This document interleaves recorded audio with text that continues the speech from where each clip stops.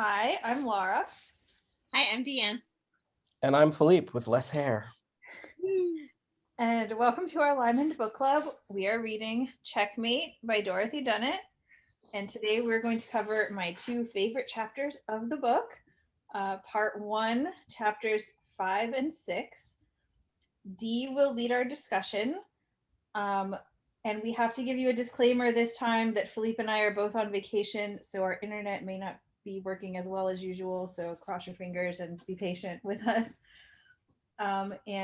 Before we dive into chapters 5 and 6, initial reactions, Dee and Philippe, that you want to share. These are fun chapters. Oh, yeah.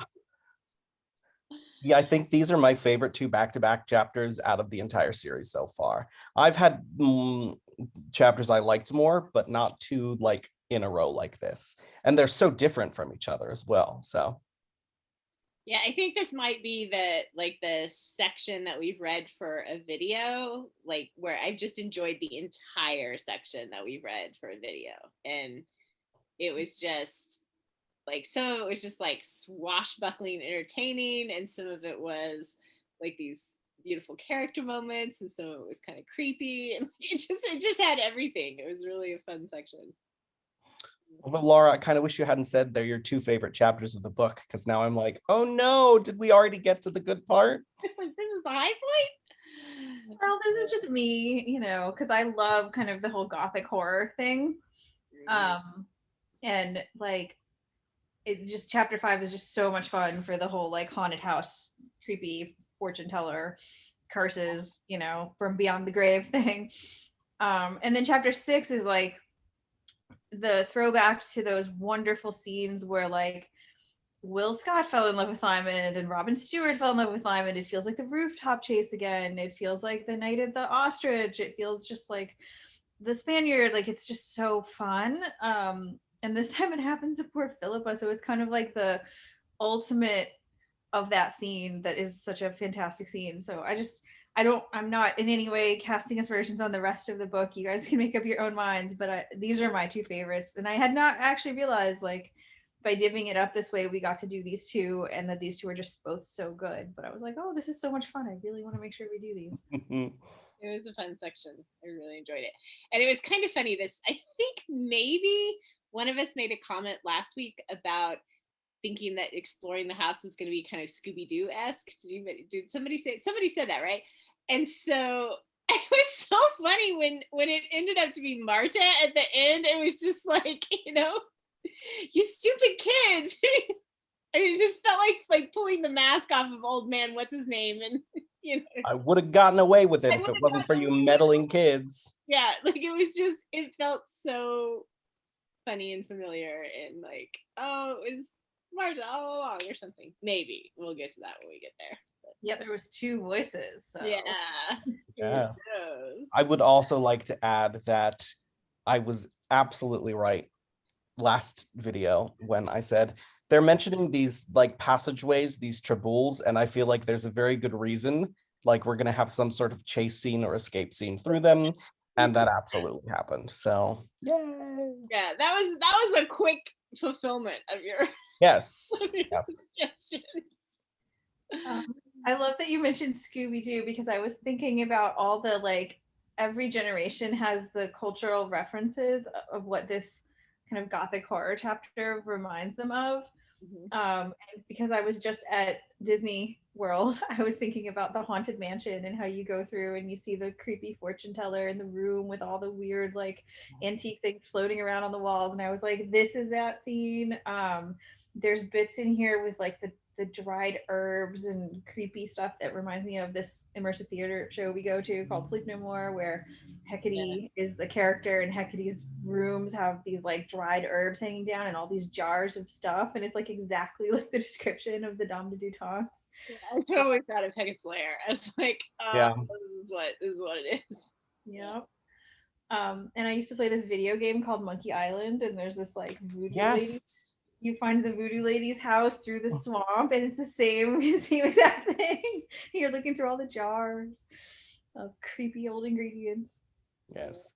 I just, for a really quick, just wanted to throw them in. The fortune teller in the Haunted Mansion is Madame Leota. So I love her. And then right at the end of the ride, there's the little Leota up at the top who says, "Come back." It's really creepy. I haven't ridden that ride in many, many years. Oh, it's my favorite ride in all of Disney. I would love to ride it, but it's just It's so good. into Disney. But I feel like if people are from a different generation than us, they would also have these, their own cultural references to this stuff, because like it's so ubiquitous in, at least in Western culture, maybe in Eastern too, the whole like spooky witch haunted house kind of thing. I mean, there's also like the Munsters and the Addams Family and all of that, like the Saturday series, Saturday morning serials, and those things. Okay, let's dive into it though. Let's talk about it. So chapter 5. Basically what I thought we'd do is just these 2 chapters actually break into pieces pretty well. So I thought we would just kind of take each piece. So the first section of chapter 5 is they're exploring the house, and the Dame de Detente, they kind of talk about it a bit, and then the Dame de Detente had like a suite of rooms, so they're exploring the suite of rooms but not yet the bedchamber. So let's talk about like up to before the bedchamber, and then we will do that. Yeah, so getting in there, they find like that they killed her pets to bury her with her, and this dog, they didn't catch it, and then it dies, and it was really sad. So yeah, and it's all creepy and gothic. Yeah. Let's like talk. all sorts of like decoration, like you were talking about, like you would see in like a witch, but also a lot of Egyptian mythology, like with Anubis and the god of death. And I think that specifically is in Guzel's room, which is one of the rooms that's in her bedchambers. So yeah, and there's actually a bunch of stuff missing too that Lymond points out, that there's like books that should be here that aren't, or scrolls that should be here that aren't, which is interesting. the horoscopes are missing. Yeah, the horoscopes. They'd find those right away, but no. Maybe. Yeah, maybe all of them. Which, I mean, just kind of brings up the point of, did the Dame de Detente, like, did she get rid of things before she died? Did she have more things buried with her than, I mean, did she have like an Egyptian tomb worth of stuff buried with her? Like, totally possible. What's going on there? So I think also that when they set off the trap, then like there's the part then where like a trap door opens and like some documents. Right. They find some stuff, but it doesn't look like they find everything. Yeah, but I don't know. Maybe they find some of that stuff there too, but it's not about Lymond's heritage, so it doesn't get mentioned. Yeah. So it's just intriguing. I'm like, what did she do with all of her stuff? So, yeah. And her original plan was to be involved in the chair when they wouldn't let her do that. Good for whoever put the kibosh on that idea. Like, that was terrible. But she found a way to, live it anyway, maybe, or not live, but. Before we started today, Laura actually sent us a translation of the poem that is recited throughout this first section about, is it Camille? Mm-hmm. Yeah, which I think is really kind of foreboding and really helps set the scene as well. I don't have that translation right in front of me, but I don't know if one of you does. I can pull it up really fast. I've got it. I think it's like the funeral rites of a warrior. Yeah. Or warrior woman. All right, here it is. So the first section is 75. So the first section says, and then he calls Camille's people. He summoned the damsels. He revealed their lady to them. She was all covered in blood. And it is kind of funny that, and then Lymond says, that's odd. Where's Jared? Right after that.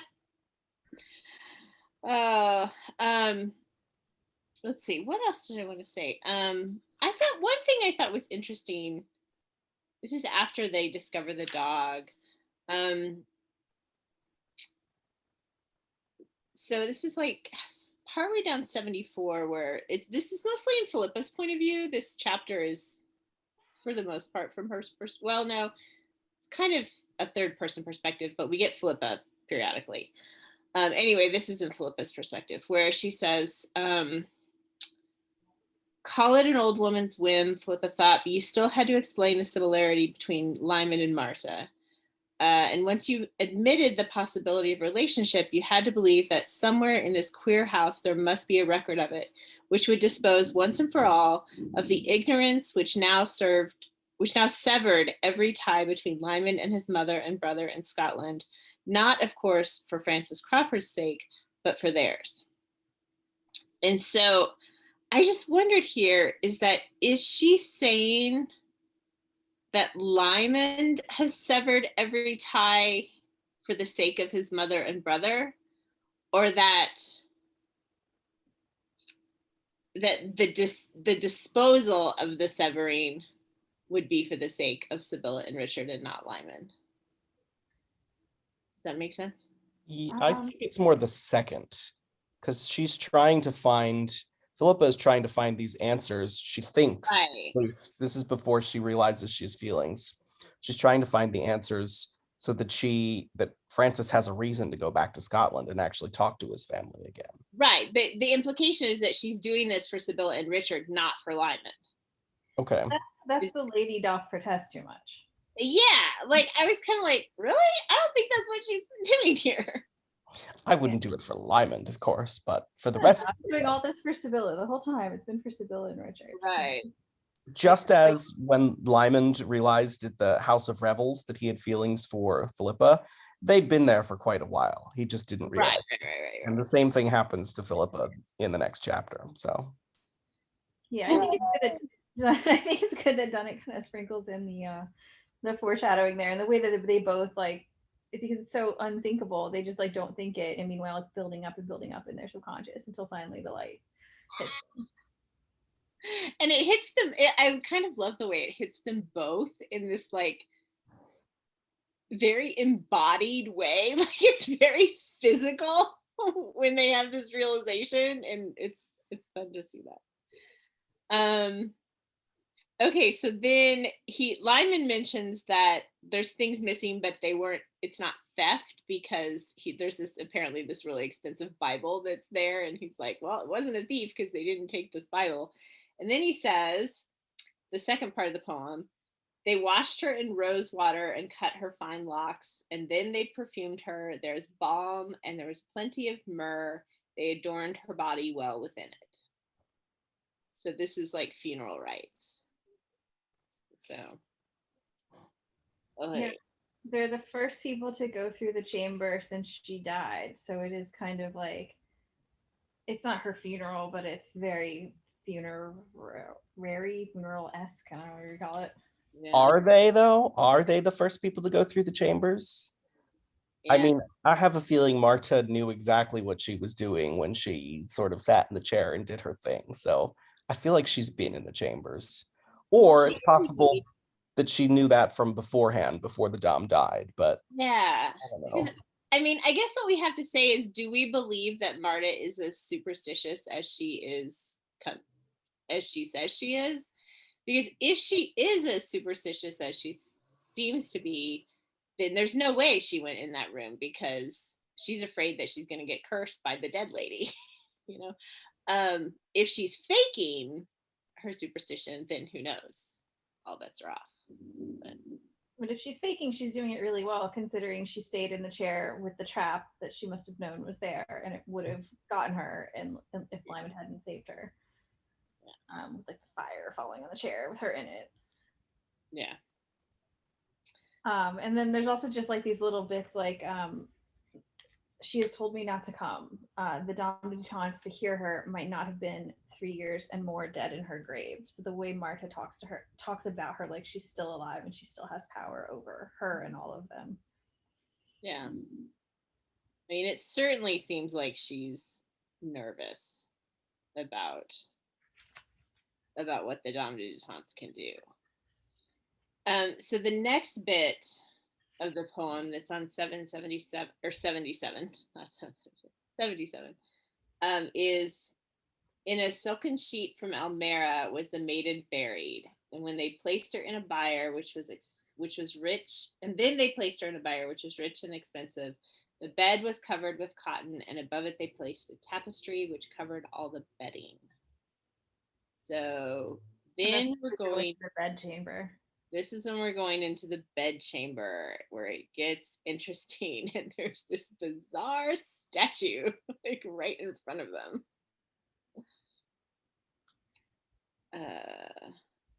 Yeah.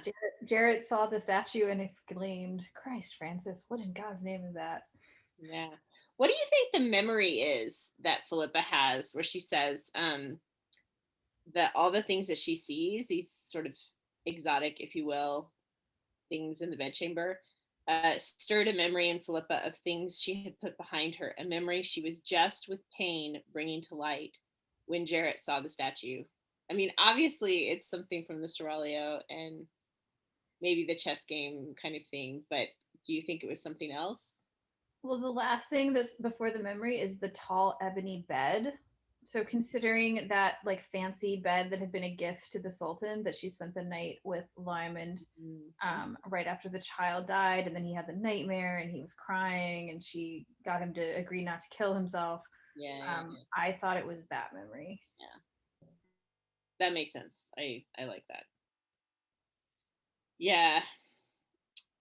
And then there's this, I don't know, there was this kind of emphasis on Philippa being surprised that Lymond knew there was oil in this lamp. She's like, "You knew there was oil in there?" And I'm kind of like, why is this a thing?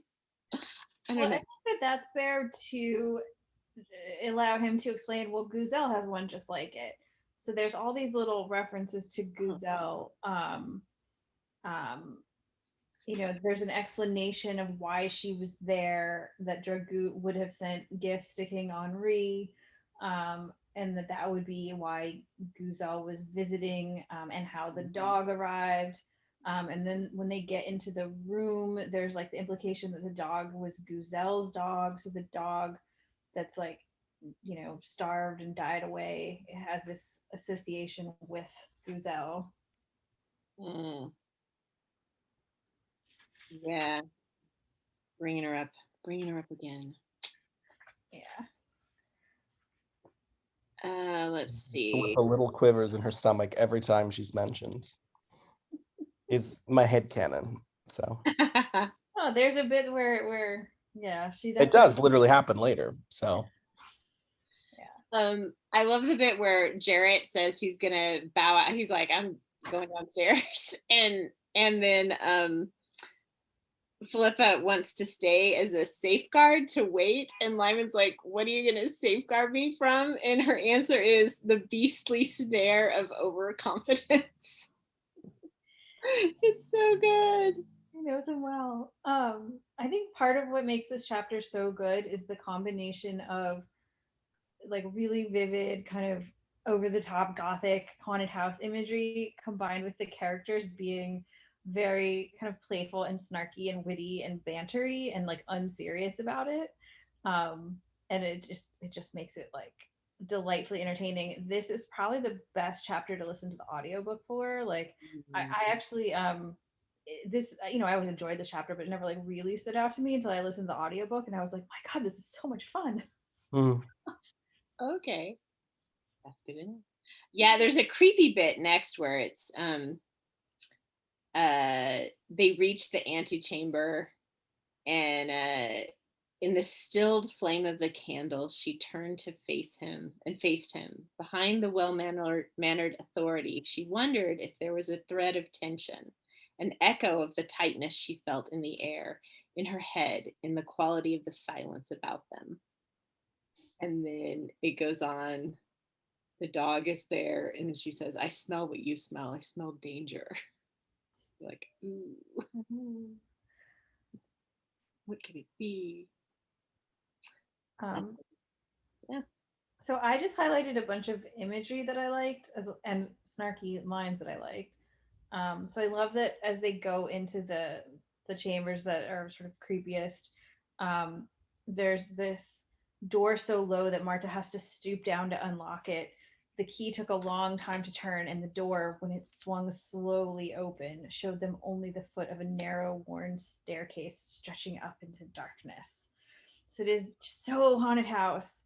And then there's the in the airless dark, the pointed flame in Lymond's hand drew the eyes of all the tongued gargoyles and painted the gallery rafters in ribbons of satin and charcoal. Like, she's such a good writer. It just like puts everything else you read to shame after you read this. I love that we have been in the Hotel Gautier twice already throughout the series of books in book 2 and book 3. And like, most of this is something Lymond has already seen, but we as the reader are learning about it in this brand new way that was never sort of expounded upon before.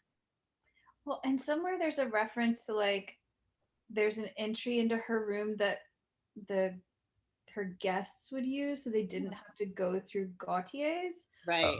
So maybe Lymond went in a different way before, and this is the first time he's seeing like the back rooms. Although he also was hidden there, right? It was here that he was hidden, I think. Yeah, he was like hidden in the closet for a while. Yeah, but then again, he was like super out of it, so it probably doesn't remember very well.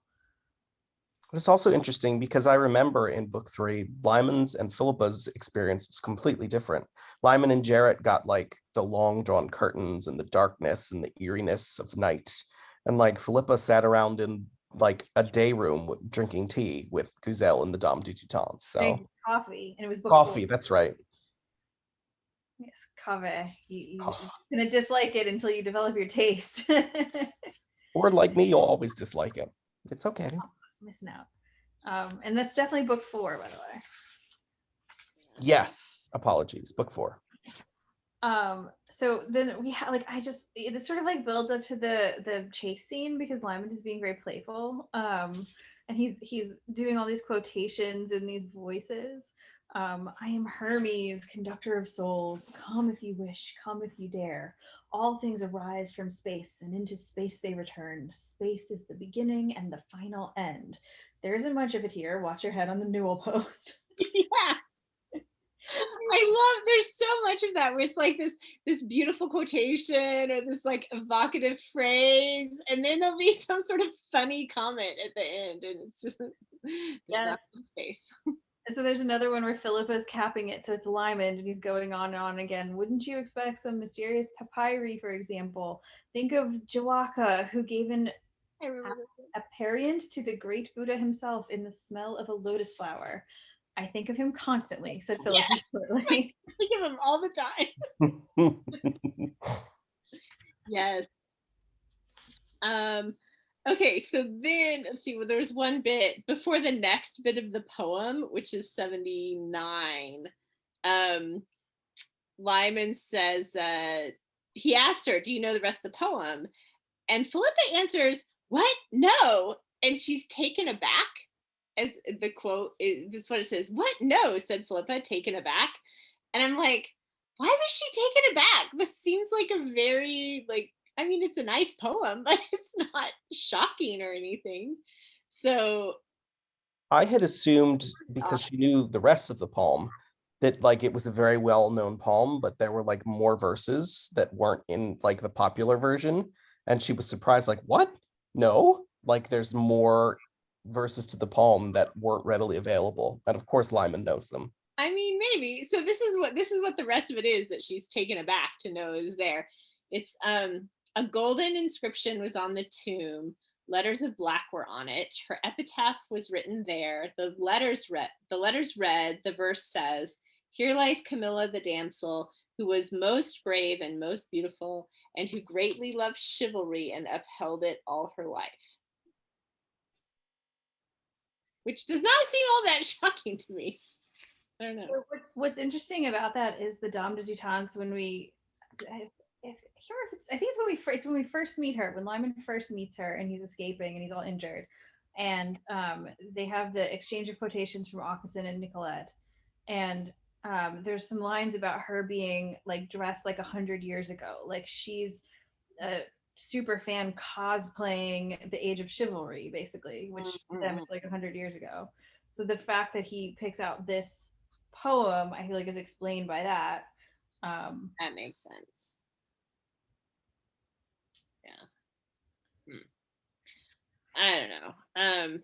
And then Philippa just gives this slight little foreshadowing bit of like, why are you chanting? Is it to ward off spirits or to bring them? So I love how when we were talking about this last time, you two were both like, is the Dame de Dutan's going to come back from beyond the grave and give another prophecy? It's like, yep. A curse this time. maybe. Just more atmosphere that I highlighted that I really enjoyed is there's a moment where Lymond says there should be a cauldron, and Philippa says, here it is, the font. Yeah.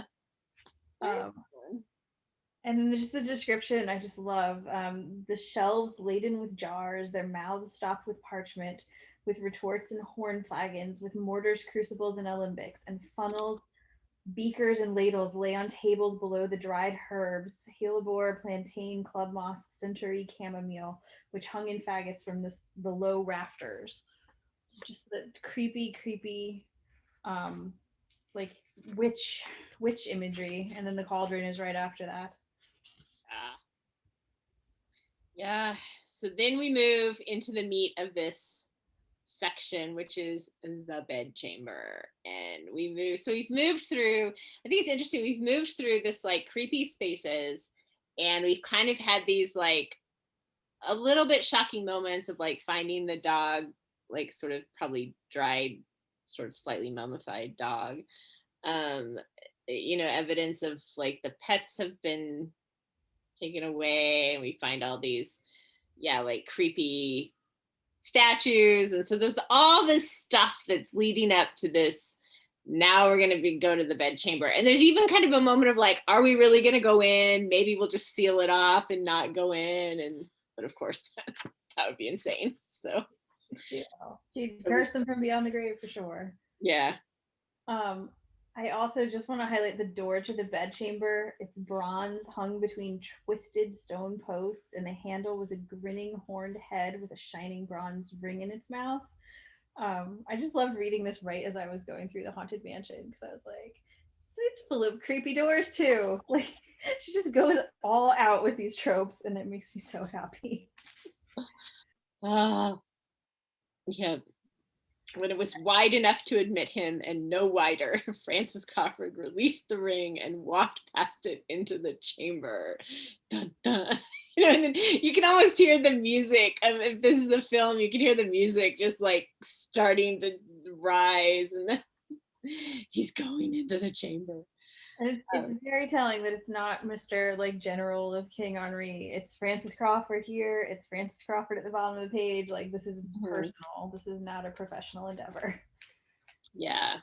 So what happens, just sort of in brief, is that Marta pretends to be the Dame de Dutan's with the wig and the clothes and everything, and gives this curse / says some stuff. But it's a little bit unclear that all of the things said are Marta, and maybe there actually is some presence of the Dame de Dutan's. We can talk about that. And then Jarrett being Jarrett, gotta love him. Like, bursts open the door that Lymond kept. Like, Lymond didn't open the door all the way, just enough to go through. Jarrett comes in, bursts the door open, which causes this trap to spring, which causes a small chaos, not a huge chaos, but a small chaos. And then there is we get some information, and some stuff happens before the end of the chapter, which we can talk about when we get there. Okay. So the bedchamber. Well, so it's important to note what you said. She says some stuff, but let's just look at what she says. Like, yeah. Is there anything you want to say, you want to look at before she appears? I didn't highlight anything until she starts talking. I didn't either, except we get this like creepy, like the candles blow out, and it's just like perfect, you know. Well, and I assume that when the candles blow out, that's from Marta sneaking in because the chair's empty, and then like the wind, it must be that she like went through a panel or something, and it's the fact that the candles are out is why he doesn't see her get into the chair. Yeah, I agree with you. When the whole thing started, I was like, I know that we've had a bit of supernatural in this book, but like I don't think we'd go to the level of there actually being a ghost. So I was like, this has got to be Marta. It's like I kind of knew right away. I was not sure until, because I was kind of like, well, maybe we've had some supernatural stuff. It wasn't until she started speaking in complete sentences and like having like a conversation. I'm like, this is not a ghost. But when she first appeared and was just like short phrasing, like on 82, I was like, maybe it's a ghost. And then by the top of 83, I was like, this is not a ghost. I mean, the other option was that the Dom isn't really dead and she Yeah. just lied the whole time. So, but I don't think that's in reality what happened. So, I don't think so. but it's interesting because a lot of the stuff the Dom says is from earlier conversations that Marta, as far as we know, wasn't privy to. So, Well, so I guess, I mean, the Dom could have coached her on what to say, right? Like clearly she claims that she's following the Dom's wishes and instructions, and so that's why she's doing this. So maybe the Dom gave her a script and she doesn't even have to know the background in order to be able to read it. Because it's very insulting to Marta, first of all. She's insulting herself repeatedly. Marta is a vagabond. And then we had that prophecy about pity, evil, and love. And then she brings that back again. You've learned pity, you've met evil. What Aucassin, what of love? And also the reference to Aucassin and Nicolette again. Yeah. Yeah. So in this, I really loved the opening of it where it says, I am here, Francis Crawford said softly, and not afraid. The whisper was harsh, of many things, but not of the grave. And it's just like, oh, it just opened on this melancholy note that was good. Yeah. That's very it's just very Lymond. He's afraid of bad things happening to the people he cares about. He's not at all afraid of death for himself. So also we have the loud voice and the quiet voice. Thoughts on whether that really is the Dom taking over when we hear the loud voice? Well, let's go through. So first it says, I don't know how you pronounce that. Ackerson, whatever. That first thing the voice says. And Francis says, I'm here and not afraid. So then the next thing is something in French. Le Beau, Le Blanc. I don't know. The beautiful blonde. Okay. Of what are you afraid? Came the whisper. So this is still the quiet voice. And Lymond basically says, read my mind. And then, not in a whisper, we get a long, contemptuous cackle of laughter. Then the whisper that would be the first appearance of the Dom, or right? Of the loud voice, right? So if we're saying like if the Dom Dutance is here as well, she's the loud voice, right? Yeah. And so then the question becomes, can Marta hear that voice? Can Philippe hear that voice? Or can just Lymond hear that voice? Well, Marta apparently doesn't hear it. I don't know about that. So I think that's an interesting question. So then Marta says, if we just want to call them Marta and maybe it's all Marta, but Marta says, you are forsworn, you should fear me. And he replies, I'm here because you willed it. And I think this next line is still the quiet voice, right? I willed, said the seated figure, that all I own should be yours. You have wronged me. So if she's given Marta a script, that would not be like, which is this her like foreseeing the future and giving Marta the script? Or because she wouldn't know that Lymond would give up the fortune to Marta. True.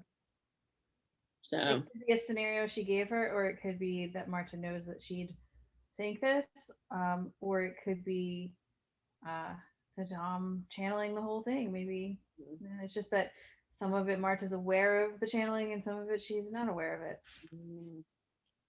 then we get the loud voice. Or sorry, or the whole thing could just be Marta. Right. We get the loud voice, like a powerful snake coiled and striking, like wow, and says some things in French that are angry in some way, and says, "Have I died for this?" So Ghost is pissed. Like, he did not speak. And then we have the soft voice again. Marta is a vagabond. You have learned pity. You have met evil. What? How do you say that? Akasain? I don't speak any French. I would say Aucassin, but I don't know. What of love? And then he lies because he says, I have learned love as well for a nation, for no person, for no person. And it's like, so he lies because he has learned to love. Well, no wonder he gets cursed. Yep. Didn't lie to the ghost. But I think it's interesting that this ghost really wants him to stay with Philippa, because the ghost is like, have you fallen in love? You need to keep your marriage or I'll curse you. So that's like a pretty interesting thing for the Dame de Dutons to be aiming for from beyond the grave. Yeah. Or for Marta to be aiming for. Yeah. And when that she laughs, it says, if Marta is a vagabond, who is Gazelle? And this is a snigger came from the chair. Then the whisper said sharply, the mistress of Dmitry Ivanovich Vishnevsky. So Marta, I'm assuming this is Marta, is like, ugh. And what Lymond said, Lymond softly, is your name. And so do you think Lymond here knows it's Marta? Yeah, me too. I think he knows it's Marta, but I think he may have a suspicion that the Dom is also in there from beyond the grave. Yeah. Especially because of the conversation about the mind reading, and that he seems to believe that she is reading his mind, which he believed from the Dom before. Right. He's like, my mind is open, you can read it. And then he got tense. Yeah. So then the loud voice speaks. You know, you see, you cannot quite keep me out. Meaning reading his mind, right? You know, that it is Camille the Volsican. And he said abruptly, I know, you will harm her. So this is Lymond being worried about Philippa? I thought he was worried about Marta. Oh. I thought he was worried about the Dom taking over Marta and hurting her. So then we have the quiet voice saying, you speak in riddles, what would you ask me? Well, yeah, I think because that's Marta, she's not hearing the other voice, so she says it's a riddle because she doesn't know who that he's talking to, the Dom. Right. And then the Dom says, you will not ask, he is afraid. And Lymond says, I will ask, who's my sister? And she doesn't know, right? Marta doesn't know the answers about who she is, right? I don't think so, but I don't think so, or at least we haven't been told that she does. So yeah, I think she said she doesn't. Yeah, the quiet voice says, you wish to know who you are. Many men go to the grave without that favor. You're the husband of Philippa Somerville, and under cursing will remain so. Do you hear me? Do you hear me, both of you? This ghost is very insistent that they stay together. This ghost is a shipper. Yay, ghost. Or Marta is a shipper. Yeah, or Marta is a shipper. Right. She's at your elbow. And which is great because it's just like, she's behind you. He turns around. She's there. Philippa got the drop on Lymond. That's pretty good. Yeah. And she looked up. Well, just that we learned later that it's because she learned how to walk so softly in the Seraglio. Yeah. And I love that she says, I am of the royal cranes that Boy. stand around the king at night holding stones in their feet. Love, fear, and reverence write these upon the 3 stones of the cranes. And then she talks to the ghost and says, accident joined us. Why should any marriage be binding? Any such marriage. Yeah. Yeah, any such marriage be binding. Well, and the answer is quite interesting. Yeah. I have promised your grandfather. So how exactly did the Dame de Dutons promise Lymond's grandfather that he would stay married to Philippa? Yeah. I was super confused by that because his grandfather's been dead a long time, right? That we know. Yeah, Philippa wouldn't have been born Hmm. at the time that his grandfather died. Yeah, super confused. Also, that's the soft voice. So if it's Marta speaking, yeah, who knows? I do like, what did you promise concerning the marriage of Marta and Jarrett? The voice was cold because it's Marta. Did the woman Marta promise love? She promised kindness, said Lymond. Behind him, the room spoke in a sound as fine as the stretch of a ligament. Oh, Jared Blythe has had kindness, said the still, sexless voice, and chilled them with the breath of its disdain. It deepened. Have you learned nothing? You should have died with the dog. The bond will endure. Swear it. The marriage will stand. Swear to it. Speak my name. Yep.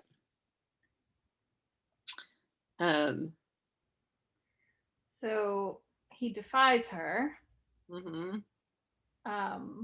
And then that's when Jarrett bursts in.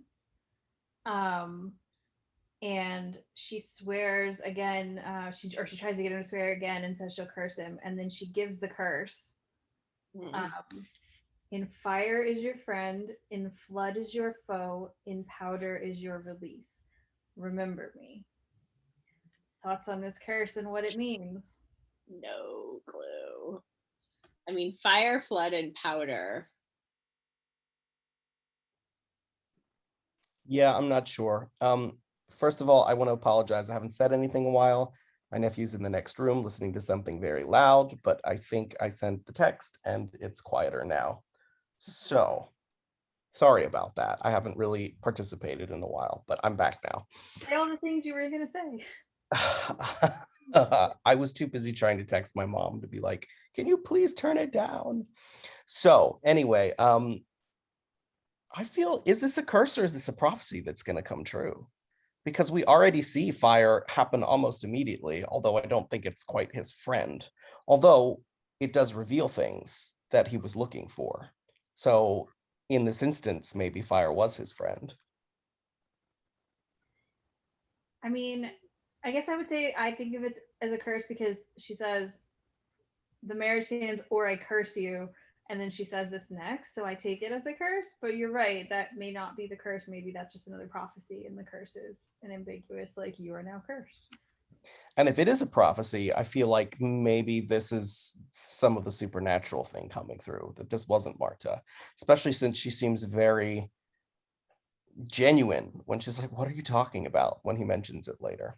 Mm-hmm. Yeah, and it's the powerful voice that says this. Mm-hmm. Yeah, and I did not think that the fire that comes from the little trap sprung accident thing, I didn't think that was the fire here, but maybe it is. That's interesting that you said that. I was trying to keep my eye out for like fire and flood. And I was also trying to think of like what powder could they be talking about in the 1500s? And it would be like gunpowder. That's what I thought.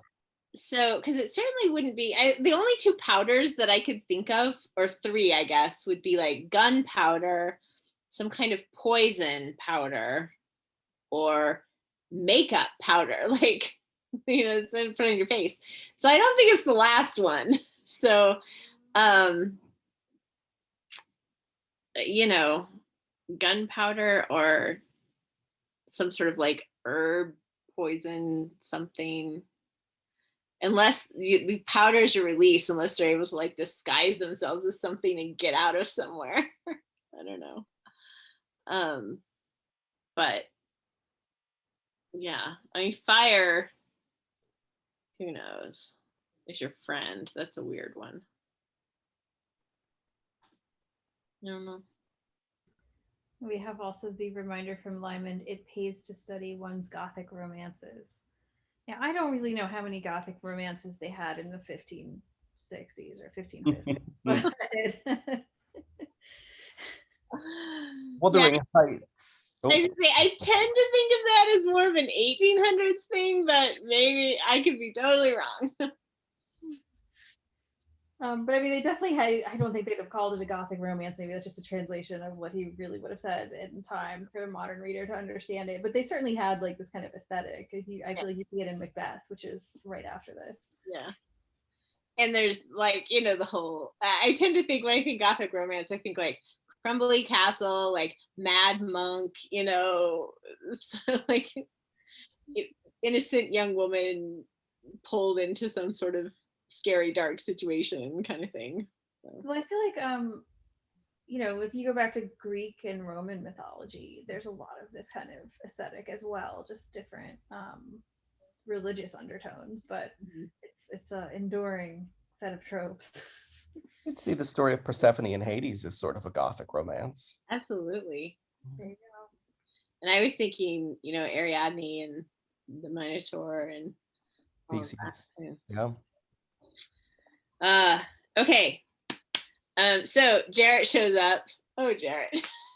It's just He's always a bull in a china shop. that is so true. He's such a bull in a china shop. It's just, oh, buddy, like slowly, quietly, like don't just burst in everywhere.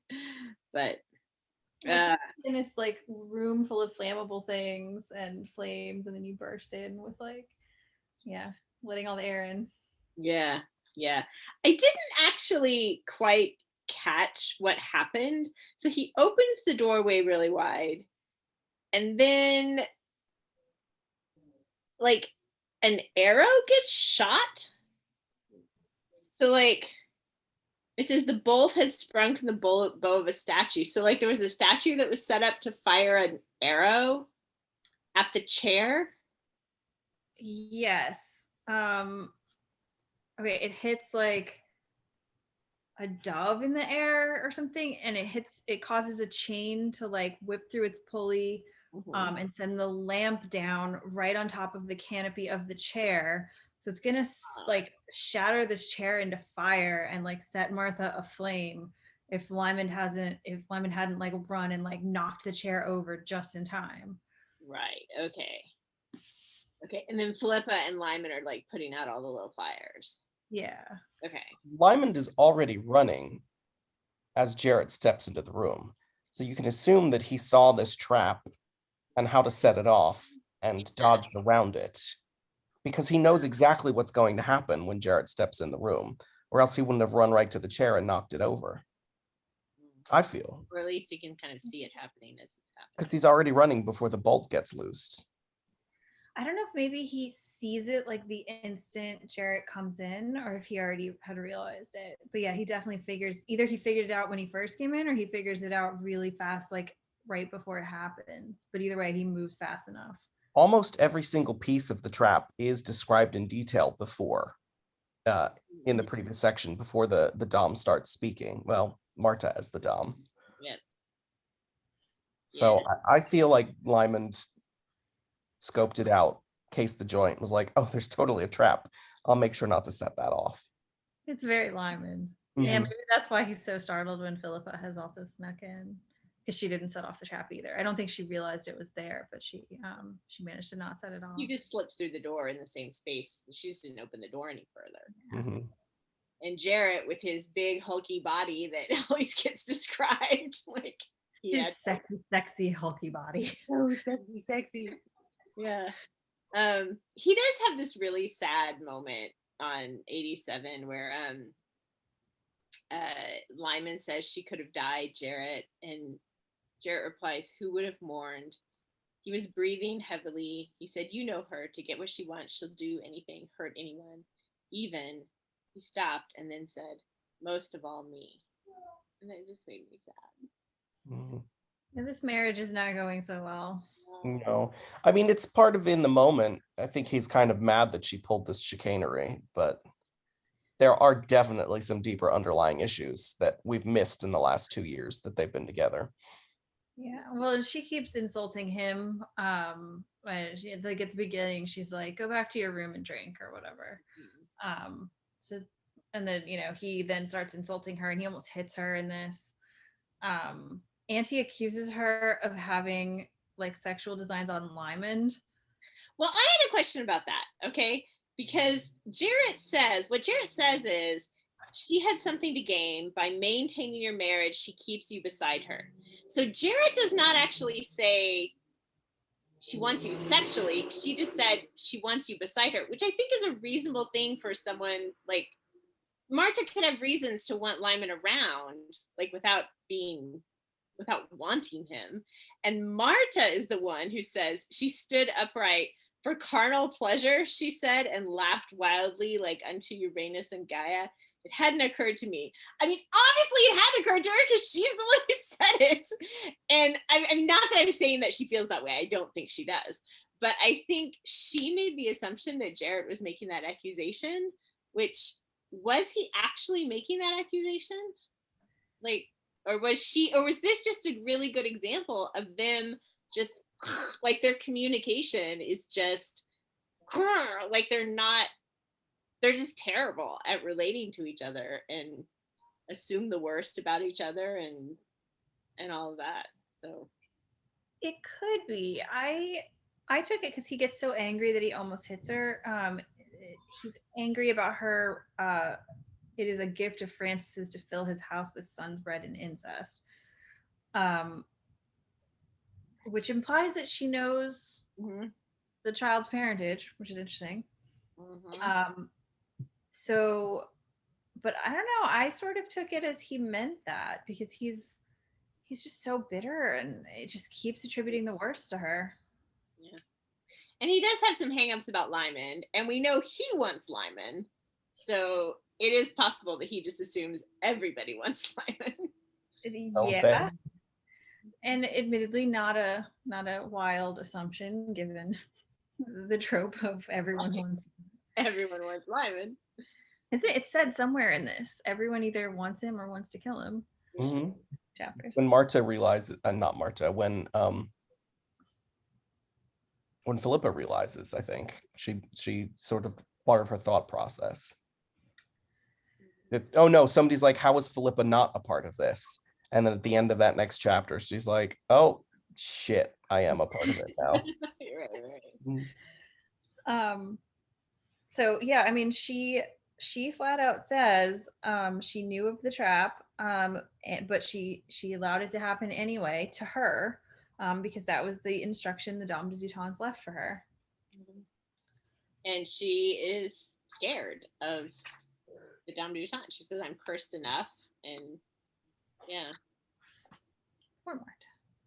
Yeah. And then she doesn't, or at least she acts like she doesn't remember saying the flood is my foe, powder my release, fire is my friend thing. And then, yeah, and Philip even asked her, did you know you spoke with two voices? And it says she was so close, she saw Marta stop breathing and start again. So I think she's either acting really, really well, which she is a good actor. We know from Danya Maria, whatever, who has an affliction that causes her to tear all her clothes off. Or she really was possessed and she doesn't even know what she said. Yeah. Oh, and here's the line, by the way. It is Marta. When she is talking to Philippa and she says, it's true you have no interest in him, but everyone either abominates Francis Crawford or longs to possess him. I wonder why you alone should be immune. She's not immune. Not for long. And maybe Marta actually sees that and is calling it out, and maybe that's one of the reasons she's trying to make the marriage work so well. Or maybe not. So what do you think, what do the two of you think about this scene? And is it all Marta? Is it Madame de Dutens possessing Marta? Is it Marta following a plan that she's well aware of, but unaware that there's another presence in the room? So I'm not going to answer because my answer could be spoilery because I read it all. Do you remember what you thought the first time you read it? I think the first time I read it, I assumed it was Marta because I didn't want to believe in the supernatural stuff being true. But I think on subsequent reads, it's more apparent up until this point for sure that there's some things that really don't have an explanation that isn't supernatural. Mm-hmm. Yeah. Yeah, I'm inclined to think the third one you said, that it's the plan left behind, but Marta's not aware there's another presence. I'm not super thrilled about supernatural being such a part of this because it's taking place in the real world. But I've accepted it up to this point. So I sort of have to follow that thread and think that there is something else going on here. Yeah. But it could just be a very good ruse on Marta's behalf as well. Yeah. That's where I've landed as well, is I feel like because we've had elements in previous books where we're like, the only way to explain this is that like something supernatural has happened. I feel like it's more interesting. I think this scene is more interesting if Marta is following a plan and a script and has these things that she's saying, but then there's this other voice and other presence that's there saying something else, and Marta can't hear it, but Lymond can. I think that is, I think that's interesting, and so I want it to be that. I am curious if Philippa heard, because Philippa did she say, no, she's not the one who said in flood is my foe. Did Philippa hear the curse / prophecy or just Lymond? She was in the room at that point. Yeah, but if Marta didn't hear it, maybe Philippa didn't hear it. Philippa definitely heard both because she says, do you know you spoke voices? Right. So Philippa heard it too. So yeah. And Philippa, being very Philippa, is having this conversation while she tears off part of her shift and bandages Marta's bleeding arm with it. Because she's so caring. And it's like a throwback to the time when Marta was like, no one would ever help me. And Philippa's like, I'll help you. She's so caring. And she's so practical in her caring. It's like, let me feed you, let me bandage you, let me help you have like shelter. Let me, like, I just feel like that's Philippa's way of caring, is what is the thing I can do for you, and I will do that thing. Well, it's just like Gideon and Kate, like the way that Gideon is like, okay, I just met you and you're an outlaw, but like I'll hide you at my house. And then Kate's like, why is this jerk here? I don't want him in my house. Oh God, he's bleeding. Quick, let's bandage him. Right. Yeah. And so then Marta asks Philippa, if she says the bit about like, you're immune, why should you be immune? And she says, and if you are, why are you wasting your life in this tedious search for our parentage? And then Philippa's reply is that his family wants him home, and she agrees with them, and so she's trying to get him home, which is well, it's part of the story, but she's definitely in denial, you know, about her feelings that burst out in the next chapter. Yeah, and then I love Marta saying, I didn't suspect him of such childishness. Yeah. So then Philippa says that she doesn't want to be a lifelong spinster, but as I said before, I'm in no great hurry. Mr. Crawford is. There's literally nothing he will not do to have his marriage dissolved, as you notice. And then Marta's kind of like, why? I think the implication is she's like, you're a pretty good wife. Why does he want to get rid of you? No, it's true. And I mean, it's it's interesting here because none of them know that Lymond is in love with her and trying to like protect her from himself. So Yeah. we keep having Philippa assume that he's like in a rush to get back to Guzel because he actually cares about Guzel. But then we end this bit with Philippa thinking Yeah.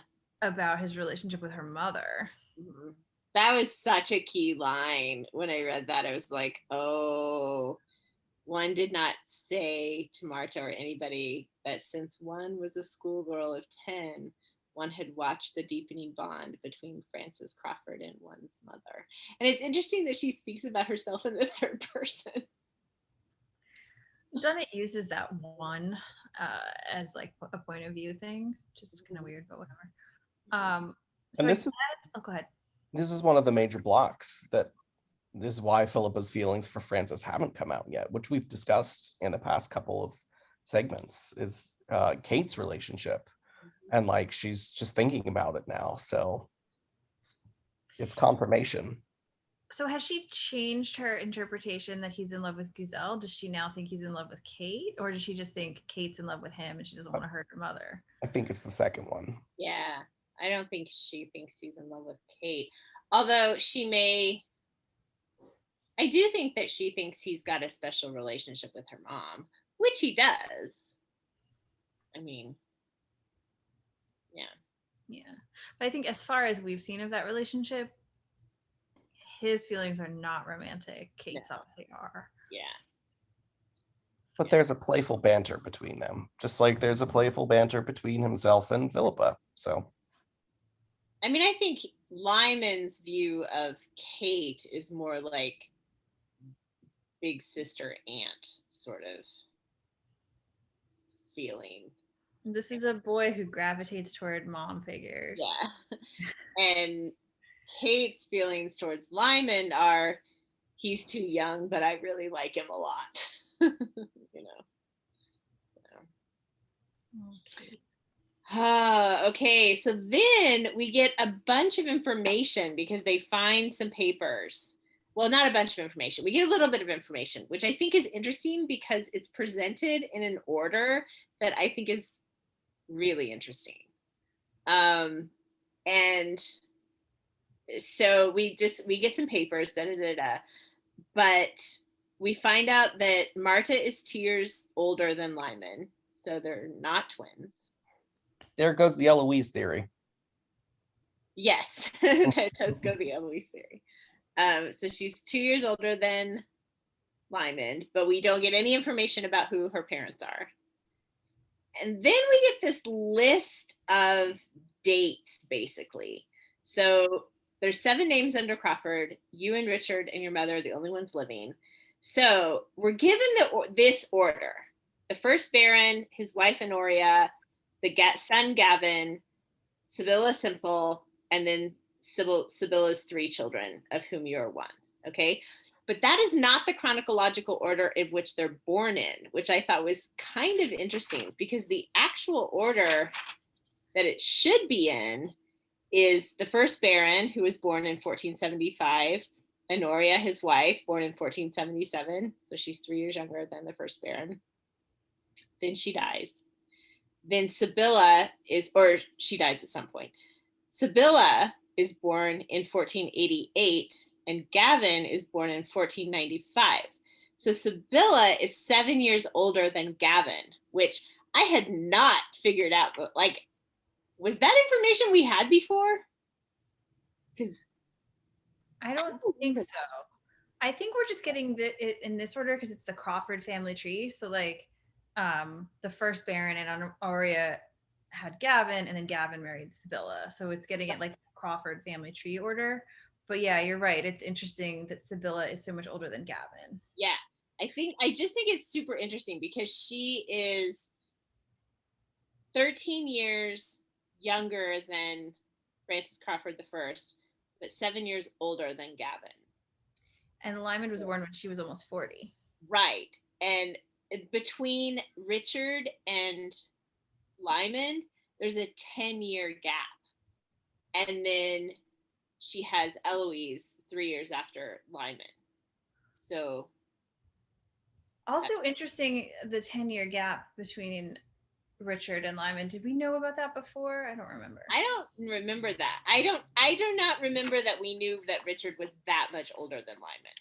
Because Richard is so messed up with this younger brother that he grew up with, and how, you know, mommy loved Francis more, and it's like there's a 10-year gap between you. Could it really have messed up for 10 years, buddy? Like, but I also think that's a little bit of a meta issue where she probably changed the age difference after she wrote the book, or in the middle of writing the book, or after she had conceived their relationship, because they're written as if they're closer in age.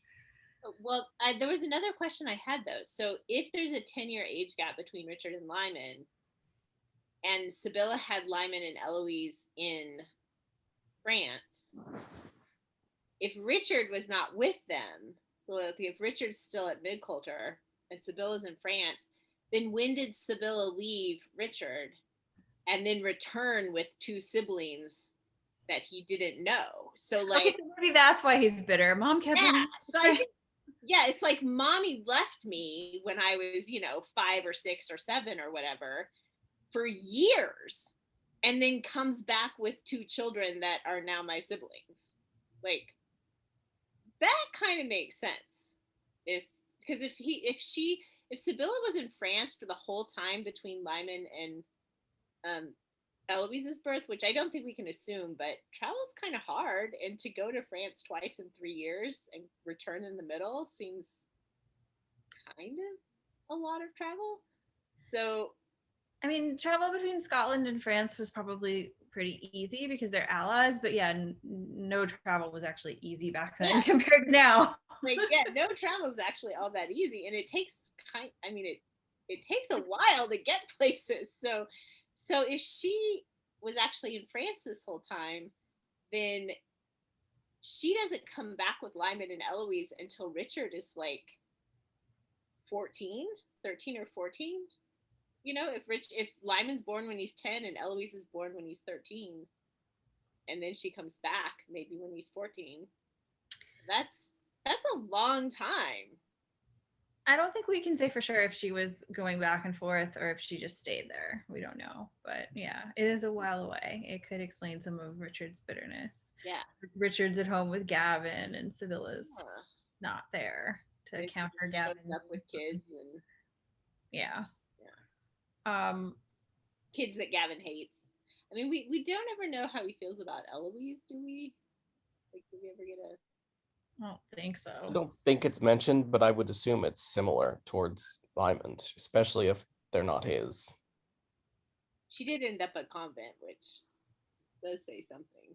But that was very common as just like an educational thing for girls back then. It's true. I think it's still ambiguous in terms of like, did he dislike Lymond because of his parentage, or did he dislike Lymond because Lymond was into books and music? Yeah. And his mother. Yeah.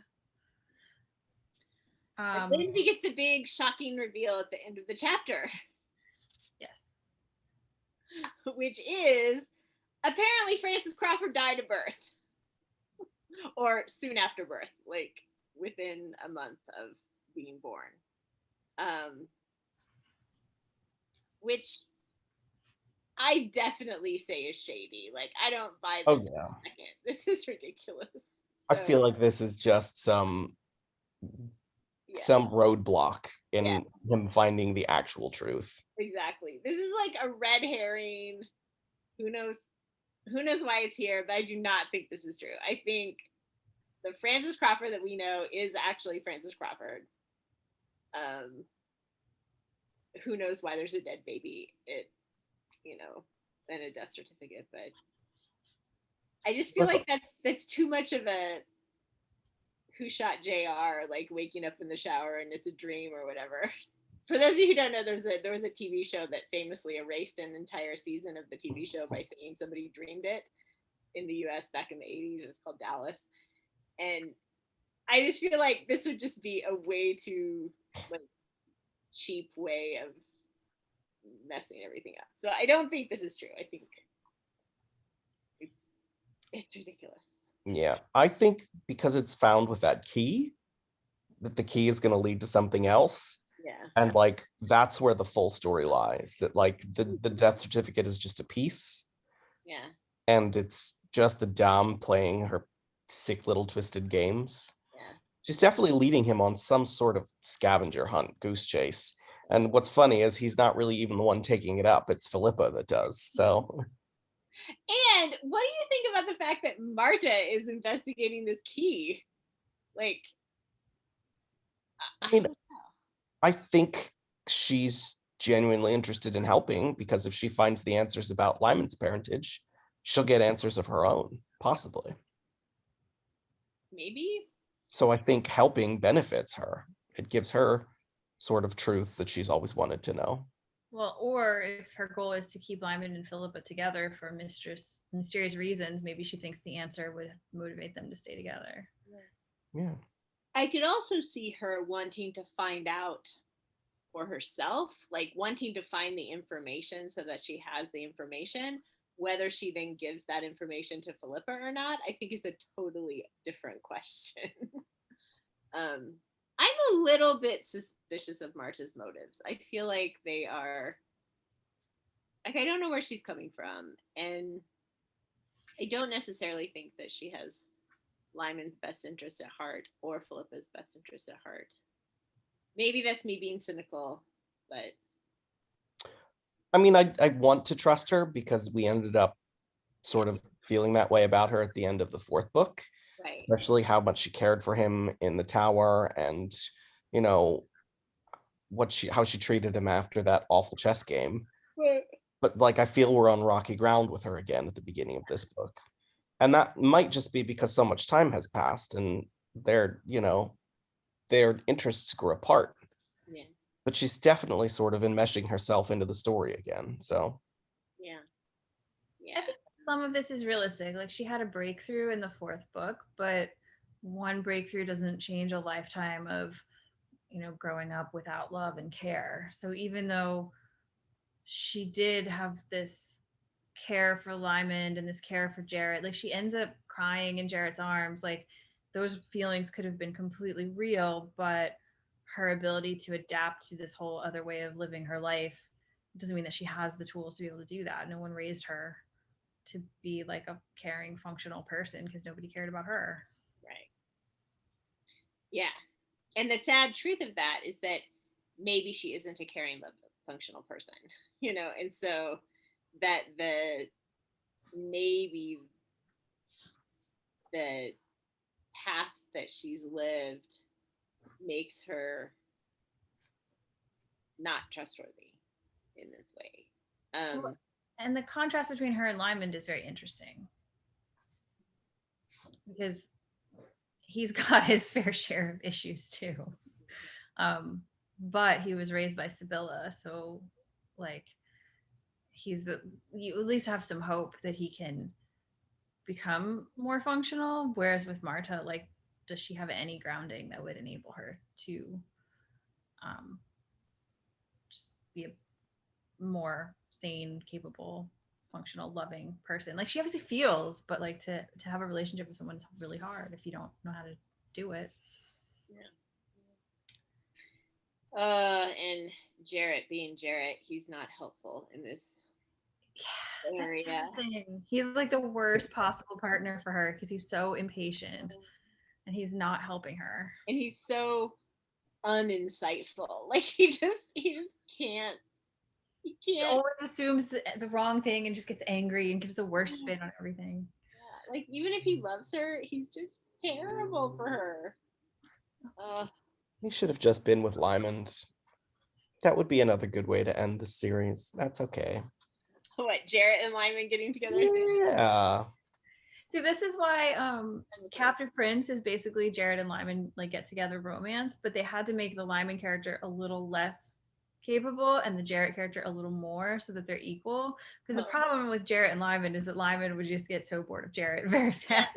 Yeah. So true. He's like Jarrett and Lymond, you cannot see having this next chapter happen with Jarrett and Lymond. It just wouldn't happen.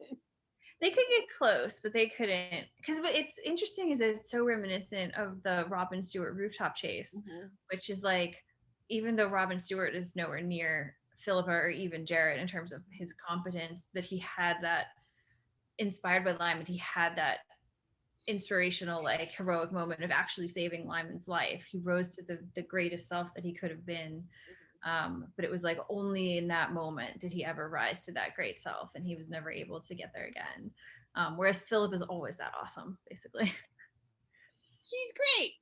She's great. God, she's so good in the next chapter. She's like, oh. So Any before other ideas? before we move on, I had just a couple other comments. One was when the trap is sprung and then the pigeonholes of scrolls are revealed, Philippa does look at it and say that's where the horoscopes and other things are. So I think even though we were only seeing the Crawford related stuff, this is the like hideaway of all her secret stash, basically. And then we have the reminder again that Lymond is a Scorpio, and then the quote about describing a Scorpio, which is just funny because it's very insulting. A large reporter of his own acts, prudent of behavior in own affairs, a lover of quarrels and thievery, a promoter of frays and commotions, as wavery as the wind, neither fearing God or caring for man. Ouch. But she won't tell him what hers says. She doesn't say her sign. But it says, although the horoscopes are mostly missing, she kept a ledger of subjects and birth dates. So I guess some of them are still missing. And then two things here. One is Philippa thinks, this is when she gives the birth dates of him and Marta. It was obvious that he did not care. It's like, Philippa, you're reading him wrong still. He cares so much. It's not obvious that he doesn't care. Do we know Philippa's birthday? I don't think we do yet. Okay. I'll be very curious to find out if she's a Cancer, because Cancer and Scorpios get along very well. So I've always known that because I'm a Cancer. And like whenever I meet a Scorpio, I'm like, are we going to be friendly? I am also a Cancer. My first boyfriend was a Scorpio. I thought that was a good sign. It was not a good sign. Horoscope's not always right. No, that one is not. I'm Aries, but my moon is in Cancer. I have no idea what that means. Okay, there's also a little Easter egg that I just like. He asked about the Dame de Dutance's family, and Philippa says there's nothing except there was a nephew of the lady's called Cholet, but the branch seems to have died out. And if you remember back to Queen's Play, one of the assassins was artist Cholet, and the Dame says something like, he's my nephew, but he served his purpose. He can die now. Oh, yeah. Oh, right. Was he the one with the leg, the false leg? Maybe. Or is he the one at the end that like gets in with the lion and gets shot? I don't remember which one he is. Oh, maybe that's him too. I forget. If I had my book here, I'd go back and look, but it's back in New York City. It doesn't really matter. It's just like Dunnett kept track of so many things, and like what's so satisfying is as a reader of the long book series where like the writer just trails off and doesn't close all the gaps or whatever, and you can tell they didn't plan it all out. Like I love that she just like ties all these little pieces together all the way through, going back to the very beginning. You know, that not just the artist Cholet thing, but that Leonard Bailey was the forger, and Gardington was granted to Lymond, but now Bailey lives there. Like she just ties it together so well. That's one thing I loved about Robert Jordan's Wheel of Time, is that he did that too. He's like says stuff, he does stuff in book 1 that doesn't show up until like book 13 or whatever, and you're like, oh my gosh, it was that thing that we saw. And granted, I think he goes a little too far down that road and just stuff gets a little overwrought in the middle of the series, but yeah, when you're introducing brand new characters in the 11th book, and you're like, just finish your storylines, Robert Jordan. There's like 1,200 named characters in that series. Like, it's insane. But it is fun to read. Okay, so chapter 6. Let's talk about it. So the basic outline of chapter 6 is that Philippa's going to ponder some stuff at the beginning, and then they meet this child that was the child that tried to assassinate Lyman Who earlier on Lymond the bridge. did recognize and Did remember. recognize the kid, yes. And then they have an interaction. The child runs off. Then Philippa and Lyman talk for a bit. They have this conversation. Then there's an ambush and this delightfully fun chase scene that just goes all over this part of the city, and it's hilarious. And you can just see them. I would love to see this filmed. It's just like grabbing things and throwing things and like slamming doors and running through people's homes, and it's crazy. And Philippa realizes she's in love with Lyman as they're doing this chase scene, which is crazy. And then there's the little section at the end of the chapter where Lyman is leaving for Paris because there has been a horrible battle where the Spanish routed the French, and several people we know died. And yeah. No more Dangan. No, we'll never have another moment with you. Yeah. But that's okay because Lyman needs to be with Philippa now. So yeah, Duncan might just get in the way. unless he comes back as a ghost. Apparently he's good now. Anything's possible now. Oh boy.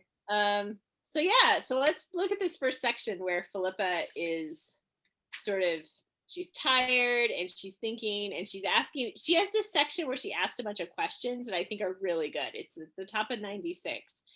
And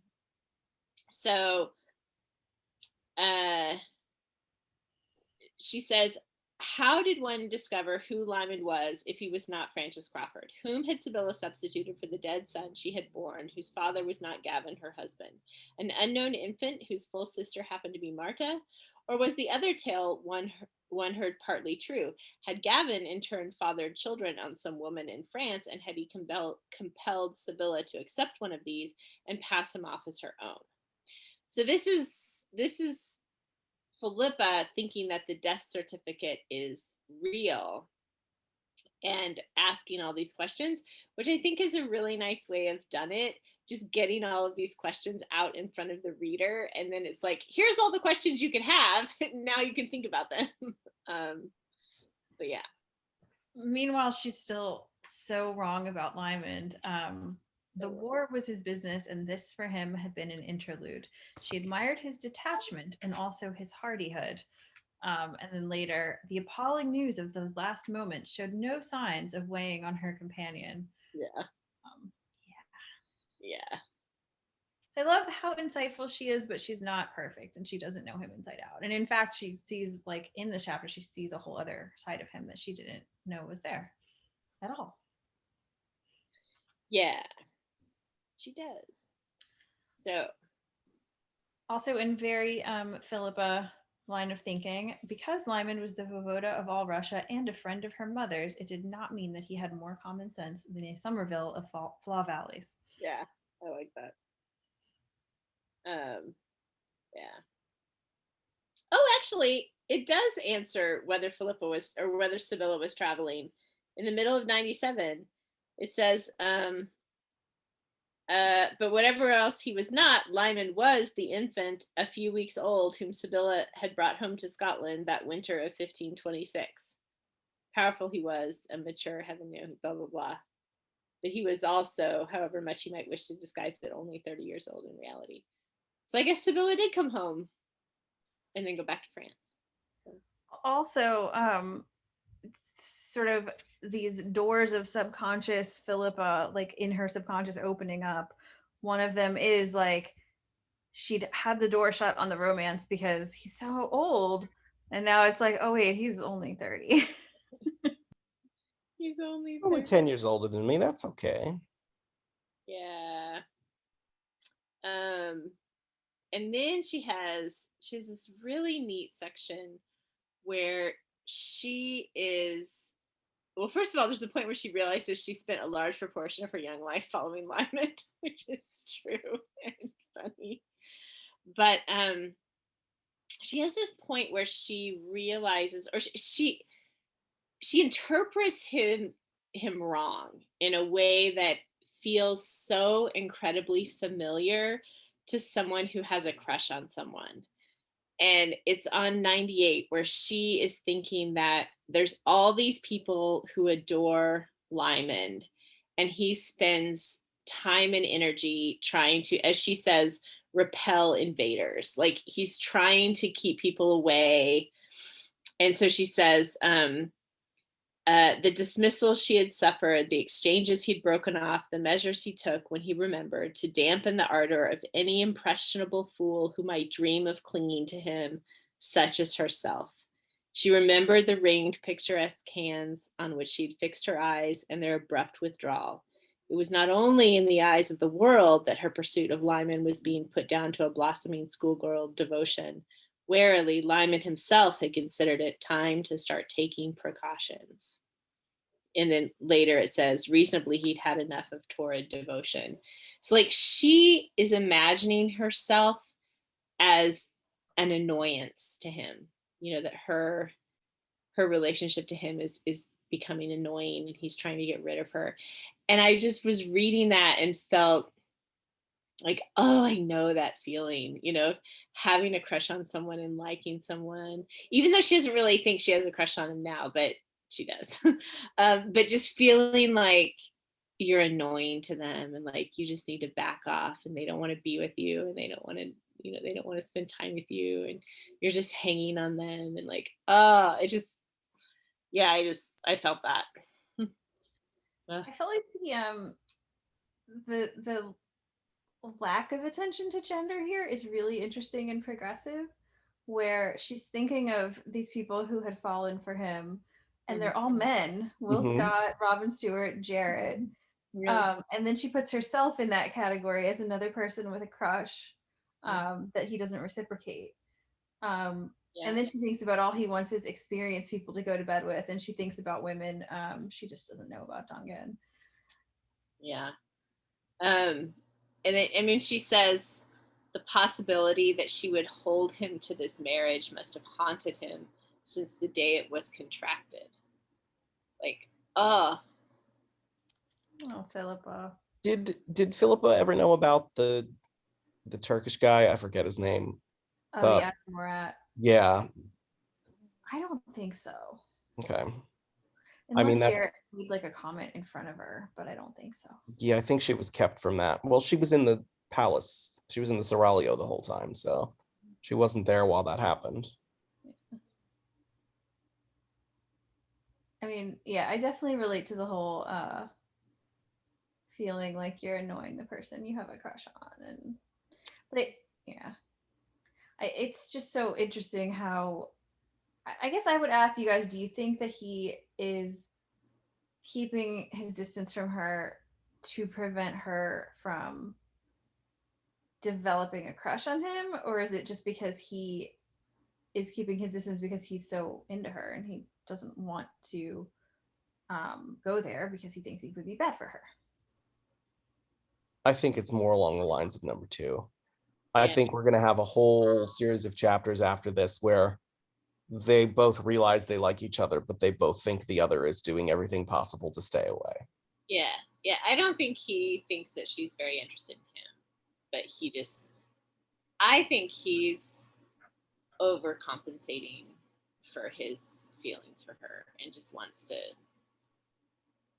is afraid, like, if I get too close to her, I won't be able to trust myself or whatever. And Well, and it's probably very like painful to be having these connections with her and they get on so well, and yet he believes he can never have her. yeah. And I mean, she is saying things like, you're in love with Gazelle, you need to go back to it. Like, she is verbally completely oblivious to his affection, which would also be painful, I think. Yeah. So Then she gets quite upset. She's upset that he should not think her capable of simple goodwill with no overtones of childish infatuation. So she's like insulted because she thinks that he has to keep his distance to prevent her from developing a childish crush. right. She's just like, I can be kind to you without being into you. Yeah. Which apparently she can't. Yeah, which apparently is not possible because he's Lymond. And I love that, you know, Philippa is usually a very perceptive person, but she's completely not paying any attention to what's happening right now, which is why when Lyman's voice says, apparently in her ear, if you call out, I shall kill you, my child. Did you imagine I should not know you another time? She's like, what the hell is going on now? Like, completely took her by surprise. Yeah. So they have this interaction with this kid. And it was interesting that Lymond blames Philippa for hitting. Like, it's like if you had just stayed where I put you, I wouldn't have had to hit this kid. Really? I mean, kind of true, I guess, but I don't think he's really blaming her. no. But I do think it's kind of in there to be like, I wouldn't have hit the kid unless I really had to hit the kid. Yeah. I mean, the kid did try to kill them, so yeah. Yeah. I don't feel too sorry for the kid, I'll be completely honest. He gets a nice garter out of his murdering people for money. Like, I suppose 3 ecus was a lot.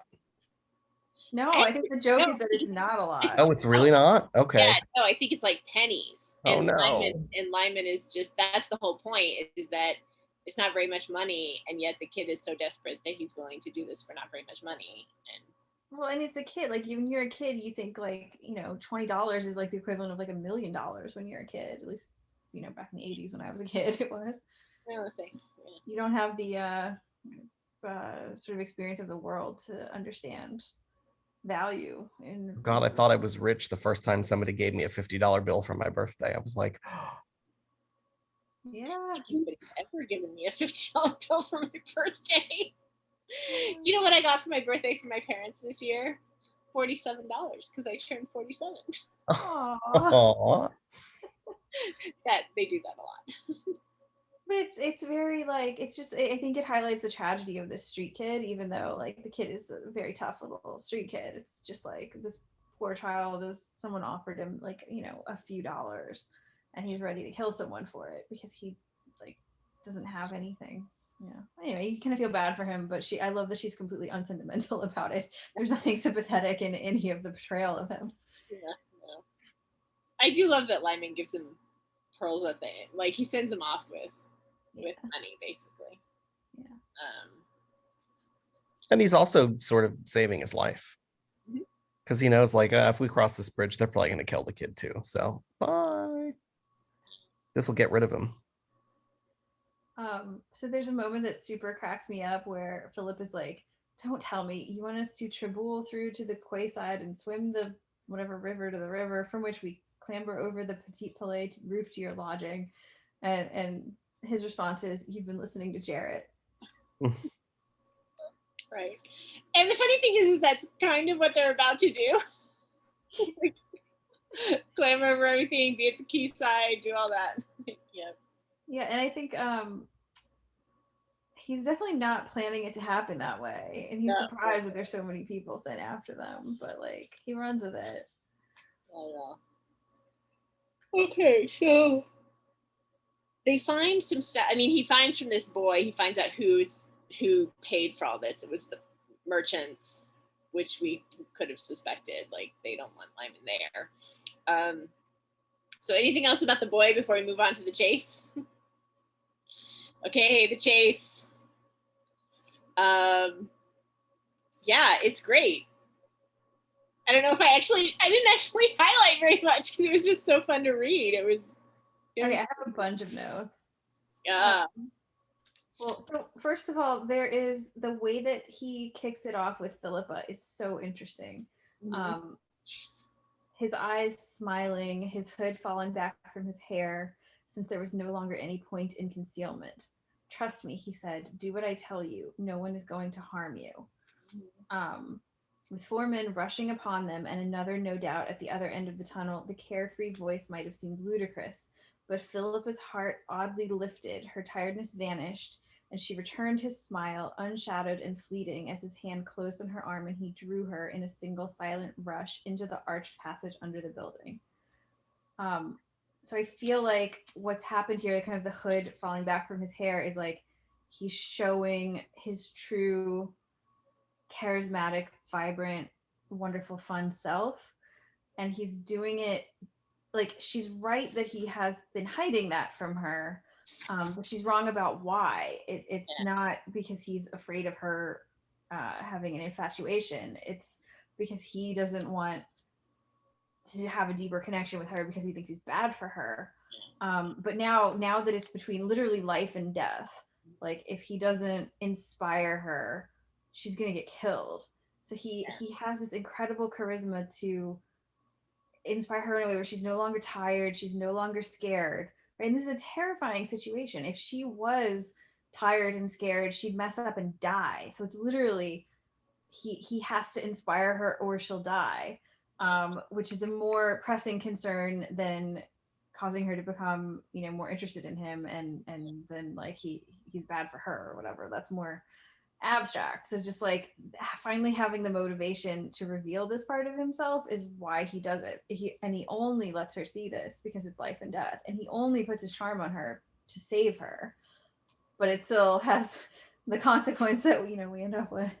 I love how blasé she is about the blow darts and just like, she kills 2 people in the scene. I know. Yeah. And it's like, and she was because and I love that they explained it by like, she's really good because that's not easy, but she's really good at it because she played with the boys in Floss Valley and learned like using a pea shooter, and so she knew exactly what to do.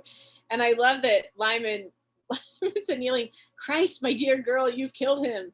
"I meant to," said Philippe irritably. Yeah, and then later when she stabs the guy, she's thinking about where the eunuchs at the Seraglio taught the boys to stab, like on a dummy with like a drawing. Yeah. So she's like, I'm not even going to ask you where you learned that. Yeah. She's definitely like, nope, they're going to die. Like they threaten us, they're going to die. I love that about her. I love how this whole sequence shows how capable she is. And I also love how when Lymond says, "Trust me, do what I tell you, no is going to harm you," almost the very first thing he tells her to do, "I'm going to delay them on 104 while you explore the courtyard." And she's immediately like, "No, I'm going to sit here and use this pea shooter." It's like, I'm not going to do what you tell me to do because what I've got is better. Like, I love that she's so capable that she doesn't need his instruction to get her out of this. They work so well as a team.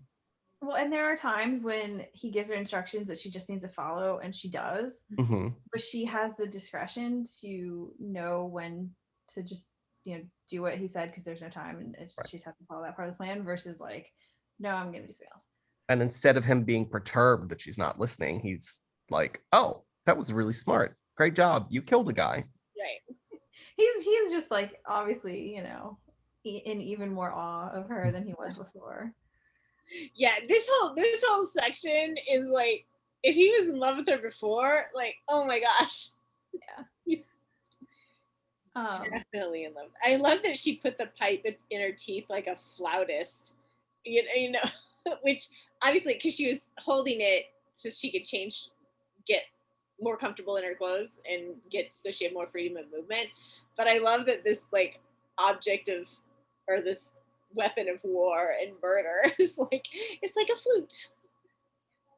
I think it's also interesting just some of the imagery we get. We have the imagery of his hood coming down and him showing himself, like she starts to see the real him. We also have like the fog kind of covering him and then clearing away a couple times, which is kind of like the fog lifting and her seeing him clearly for the first time, realizing his age, realizing that he's this creative person that she, even though she knew he wasn't this like awful monster that she thought he was when she was 10, she'd never really seen this side of him before. And just like there's this imagery of she changes her clothes, he takes off a lot of his clothes.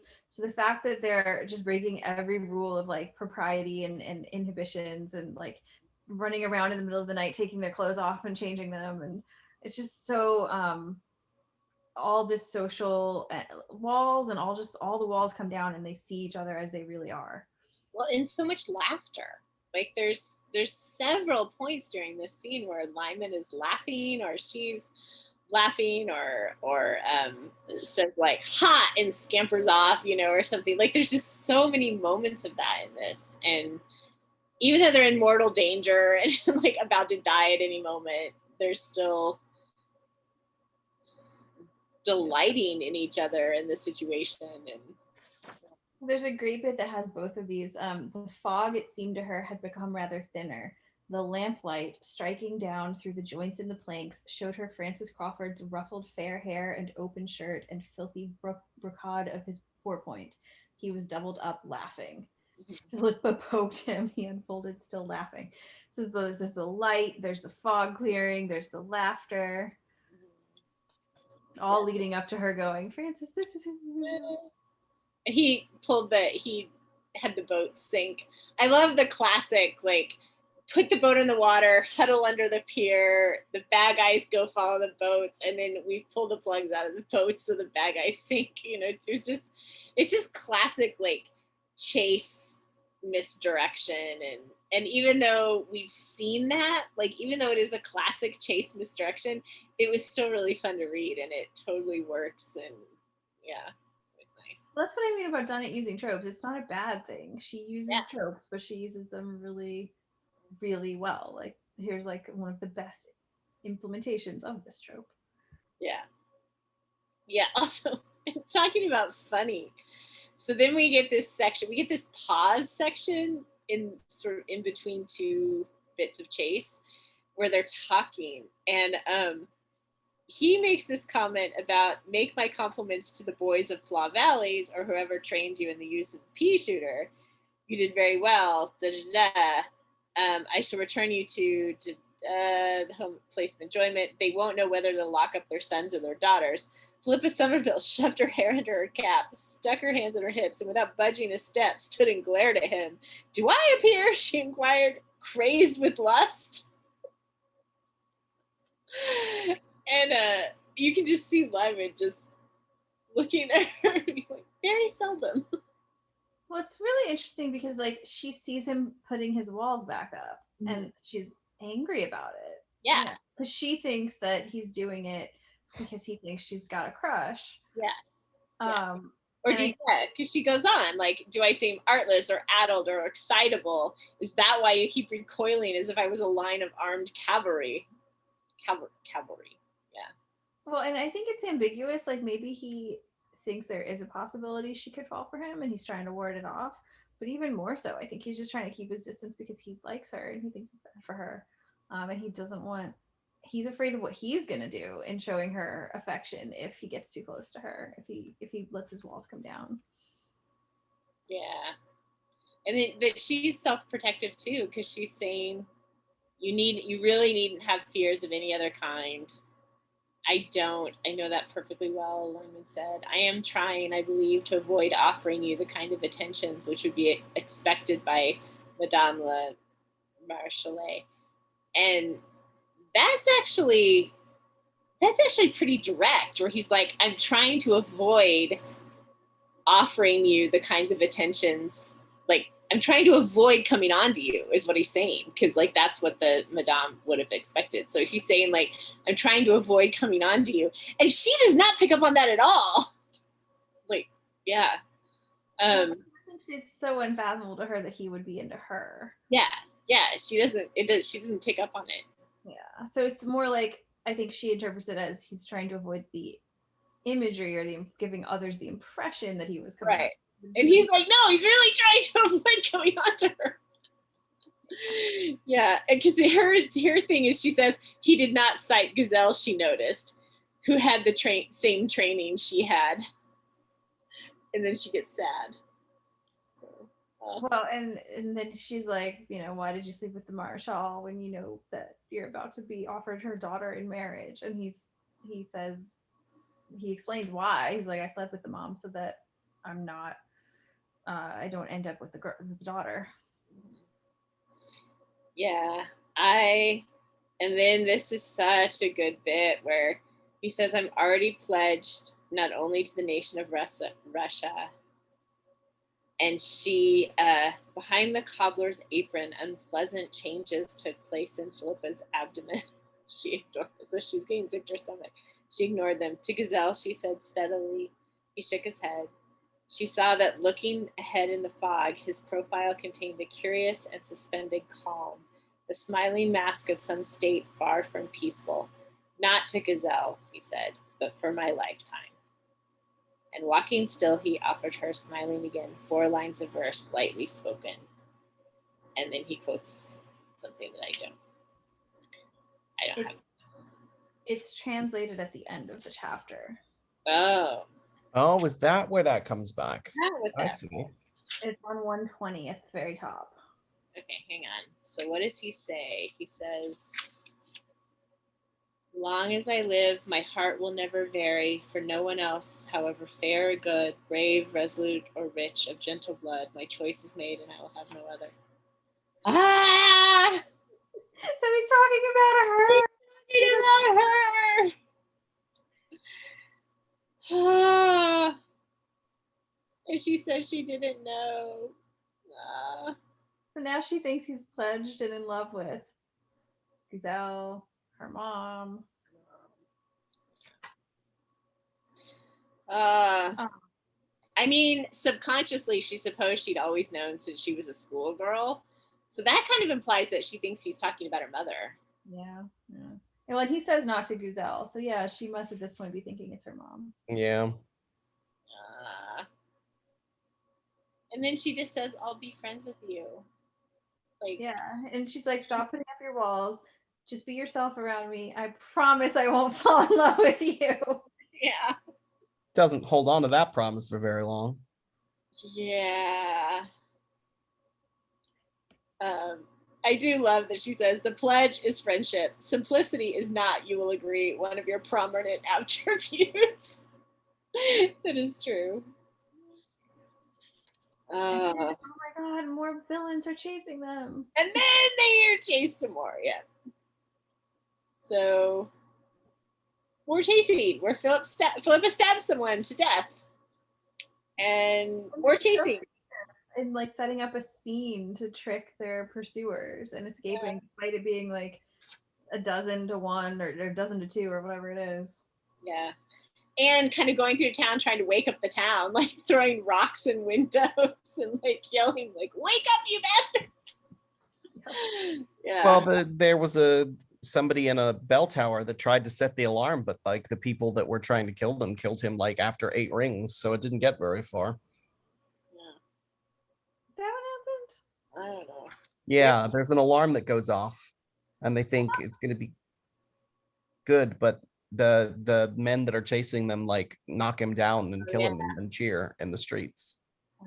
Yeah. The alarm bell on the bridge had been set swinging. For perhaps 8 strokes, it rang deeply and loudly. Then, shaking lightly, it came to a halt, revealing a ground bass of excited men shouting. Lymond in his shirt sleeves shot into her hiding place breathlessly. They've cut him down. Hell. Yeah, you're right. They killed the guy who's ringing the bell. I love that he calls her my knife grinding Philippa. So they keep running, and then she says fear had gone. He had touched her. He'd admitted her to the sexless friendship she'd asked of him. Like, well, did he really? She had been treated at last as a partner and adult. Yeah. She's so excited to be treated like one of the guys. She's like, I'm being treated just like Adam or Jared or Danny. Yeah. I love this, the way it's described, though. It was, a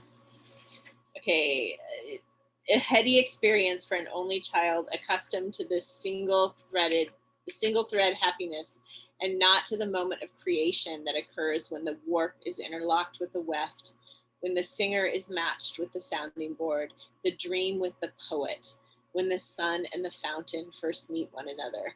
You're just like, oh, what imagery for them coming together. And she's just like sexless friendship, but like the dream and the poet, that does not sound like sexless friendship to me.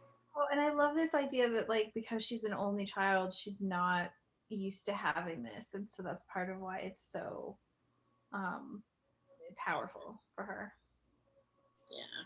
And she's really seeing almost for the first time what he can really do, because the last time he was addicted on drugs, since the flight from Greece when he had been sick with opium, she had never seen unleashed for such a span of time his strength, his gaiety, and his physical charm. So like this is the ultimate package. Like no wonder it's like bringing forth these feelings. It's like Lymond at his best. And they're just, and her too, like they're just going back and forth. Like there's this bit where they cross a street on a like they throw a ladder in between two roofs of buildings and cross the street by walking on the ladder, and it says because Philippa insisted on it. So like it's not just Lymond like dragging her into these crazy like rooftop shenanigans. She's also like, ooh, ladder, like let's go this way. Oh yeah, she's like more than holding her own. She's bringing as much to the table as he is. I love it. Slinging some pepper in people's faces. Yeah. Philippa carried the pepper. But it like you said, Philippe, like it even says that every circumstance conspired like a merchant to display his charms and virtues to her. It's just everything about it is just like a display of his strength, his gaiety, and his physical charm. Mm-hmm. Yeah, and just he's having the time of his life. He is enjoying this thoroughly. Oh yeah. But it's interesting because he flips switches. He can flip switches really fast. So he starts putting his walls back up, and then he takes them down when she asks. And then when his men come, and you know, he realizes that she sort of crosses boundary. Again, he puts all the walls back up, and in the morning, every wall is back up. So, like, I think this is an interesting scene because Philippa is having the time of her life. Part of Lymond is, but Lymond is so compartmentalized that I think he's also like, one, he's super afraid of something bad happening to Philippa, and he doesn't want to show anything that could make her scared. And he probably feels terribly guilty. She's in this circumstance because of him. And he's probably having all kinds of emotions about the stuff they discovered at the Dame de Chances and about the fear of corrupting her. Like, so he's got other stuff going on. It's not just all laughter and fun. Yeah. I mean, the imagery of her like realization of who he is at the top of 116 is so good, where it just says, his eyes were on the south, his hands held two flaming brands which streamed in a soft flowing air that had melted the fog to scraves and screamers wreathing the chimney tops, fed by flame and by moonlight. I mean, I just love that. Fed by flame and by moonlight, his hands and hair and shirt contained their own glow, like the globe of a sorcerer. But he was not a figment of daydream or fantasy. He was the quick-witted man who had raced with her, the man whose strong wrists had pulled her from trouble, whose laughter recognized more than his own, her buffoonery, whose voice had whispered, sung, exclaimed, or cursed with equal felicity, carefree as birdsong on top of their striving, whose essence, stripped by necessity, was, it now seemed, warm and joyous and of great generosity. It's like, oh, it's really beautiful. She's definitely seeing like the side of him that we saw when we first fell in love with him as a character before everything went to hell. This is like book 1 and book 2, the best of Lymond. Yeah. It's like, oh, he's still in there. Oh, after all that cold Russia misery. Yeah.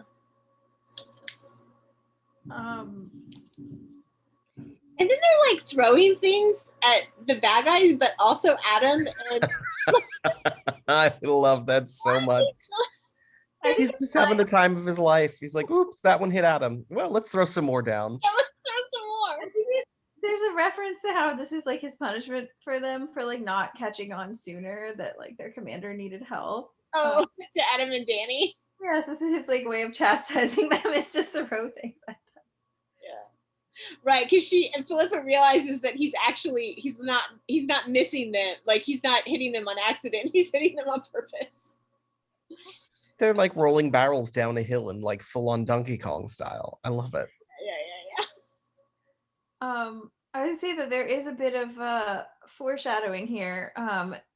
It's on 114 right before this, where she's seeing, you know, how wonderful he is. She's starting to realize.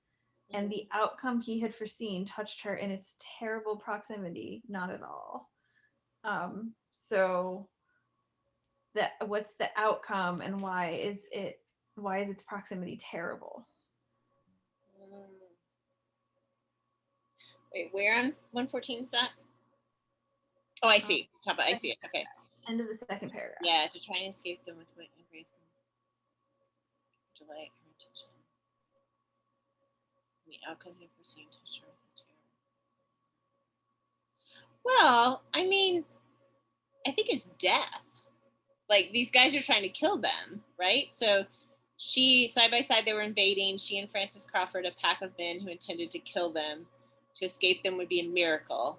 To try and escape them with wit and grace and all that civilization could add to an occasion essentially barbarous was her care, her delight, her intention. And the outcome he had foreseen touched her in his terrible proximity not at all. I think because this is sandwiched between, you know, the warp and the weft coming together and all his laughter and how she's seeing it. I think it's not just about the literal people pursuing them. I think it's about the outcome he had foreseen is why he had his walls up. And now that he's taken them down, the risk is that she could fall for him. But that's not what Philippa is thinking in this moment. That's what you're saying the foreshadowing is. Well, this isn't Philippa her point doesn't of know. view because we're hearing what she's not thinking. So this is the omniscient narrator. The outcome he had foreseen touched her not at all.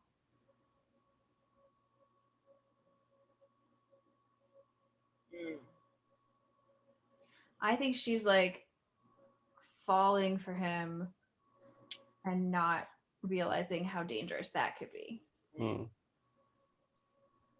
Or it could be that she's bonding so closely with him and that it's pushing him, and that could be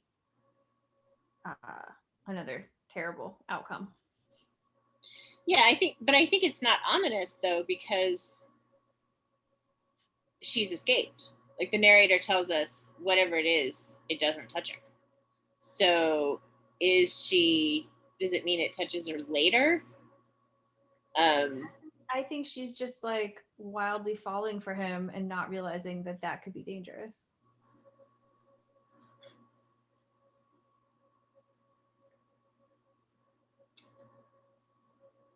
I guess so.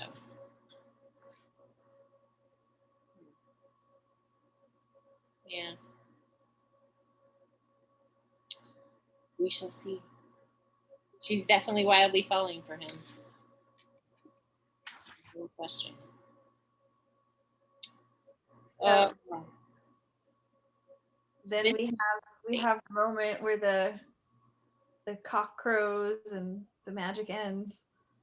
Yeah. She makes a mistake. Yeah. And yeah, she goes too far and he pulls back. To me, that's the terrible outcome. Yeah. For sure. Yeah. I mean, what she says isn't wrong though, but it's just gonna push him away. It is interesting.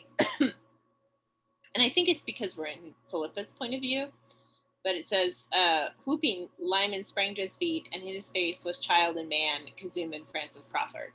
Which, if we're in Philippa's point of view, that makes sense. Sorry. Because that's the child she knows. But I can see where if people are trying to argue that Kazum is his son, that this line would be well, if the child and the man is in Lymond, then this is I think it's because it's Philippa's point of view, and I think it's also just it's the child she knows, because she already knows it's not his child, but it's still a child, and it's a happy child. Like, you couldn't say Kyreddin at this moment because that kid didn't have any happiness. That poor child. She didn't say that. Yeah, that's what I'm saying. Like, it's in Philippa's point of view, so that's the child she knows. Yeah, and then she calls him a fool and says, "This is what you should be."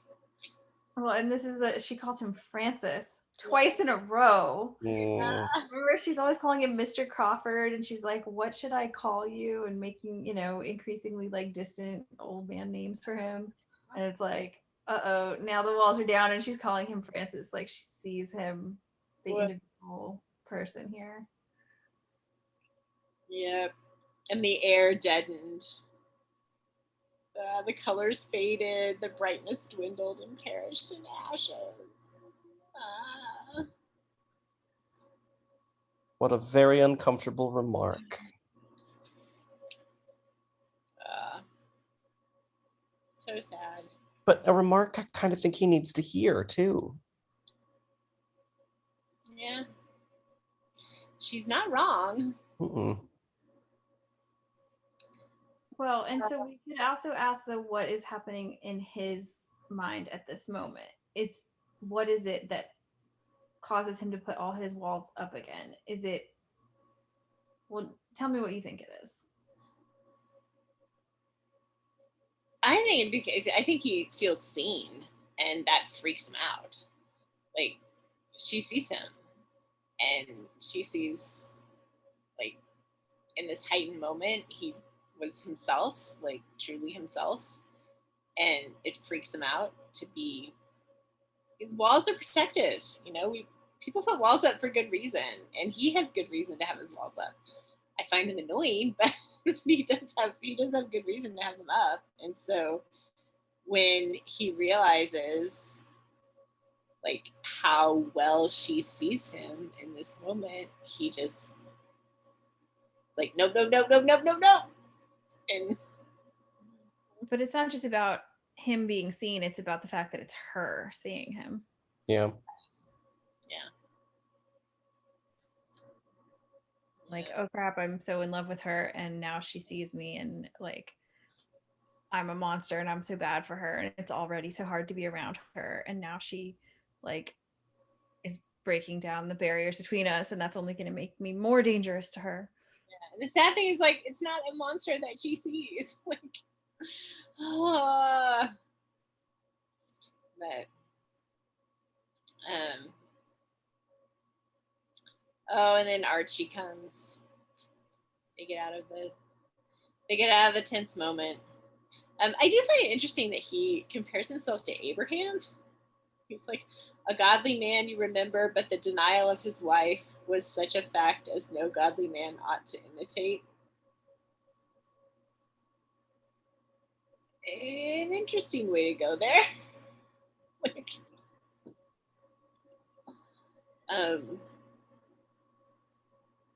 Like, was he saying he's gonna put her aside because for her own good, sort of thing? I don't know. I don't know the biblical stuff. Oh, I mean, there's complicated. Abraham and Sarah have a complicated relationship, and there's a couple of points where like Abraham pretends that she's not his wife, and there's a point where he sleeps with one of her servants so that he can have kids because he thinks that he can't have kids with his wife because she's too old. It turns out she's not too old. So he's basically saying he's gonna deny his wife. I'm not a godly man. So I mean, here's a question: does he realize that she's fallen in love with him?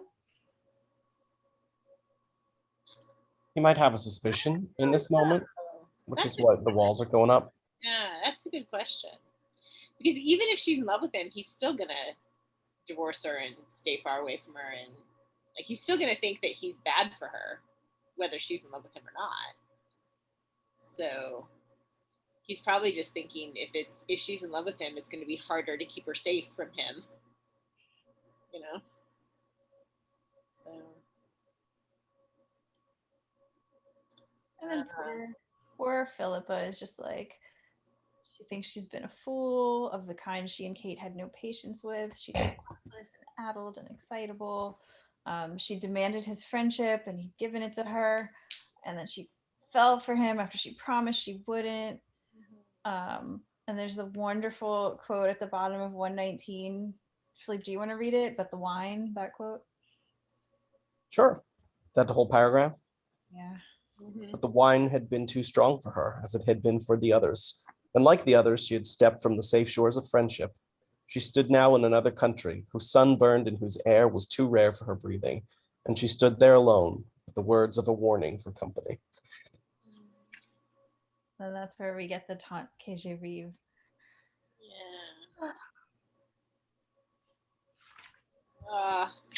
And oh, the irony that the warning is actually about him being in love with her. So sad. Well, I mean, this has only been a relationship 5 books and 5 chapters in the making, so they can't throw them together right away, right? That's true. There's got to be some sort of obstacle Conflict. to overcome. We're really not gonna. This is not gonna get resolved until like the last chapter of this.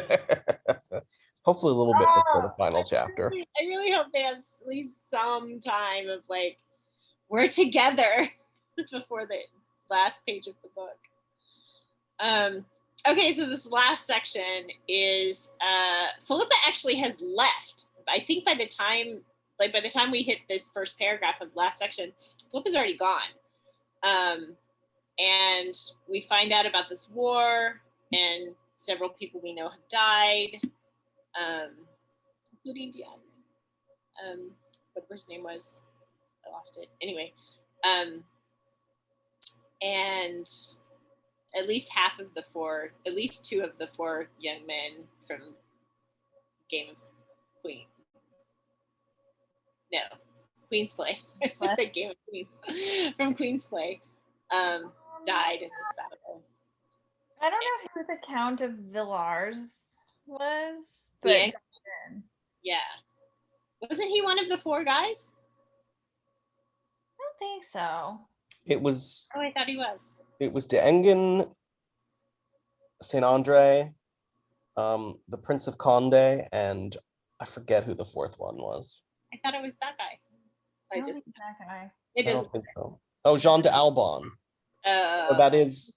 That's Saint Andre. That is Saint Andre, yeah. I think the other one was like, I can't remember. Anyway, it's not mentioned here. Yeah. The main one that we know that died was Dongan. Yeah. And Alec Guthrie's missing, which and Fergie Autumn. Hopefully, and I don't care as much for Fergie. I'm sure he's lovely, but not as interested in him. But Alec Guthrie's missing. I'm like, please don't be dead. I like you, Alec Guthrie. Yeah, and so Lymond is going to go to Paris to dig in, basically, in the city of Paris and try and protect the court. No one else left to save France. Yeah. Lymond has to save France, and Archie's gonna go with him, even though he's Philippa's man now, which I like. And they run into Michelle again, which was fun. Wait, do they? Yeah, sort of. Explain. Archie mentions him. There's a lot of French people named Michel. Oh, I thought it was the sculptor guy. I think if it was, we'd hear his last name.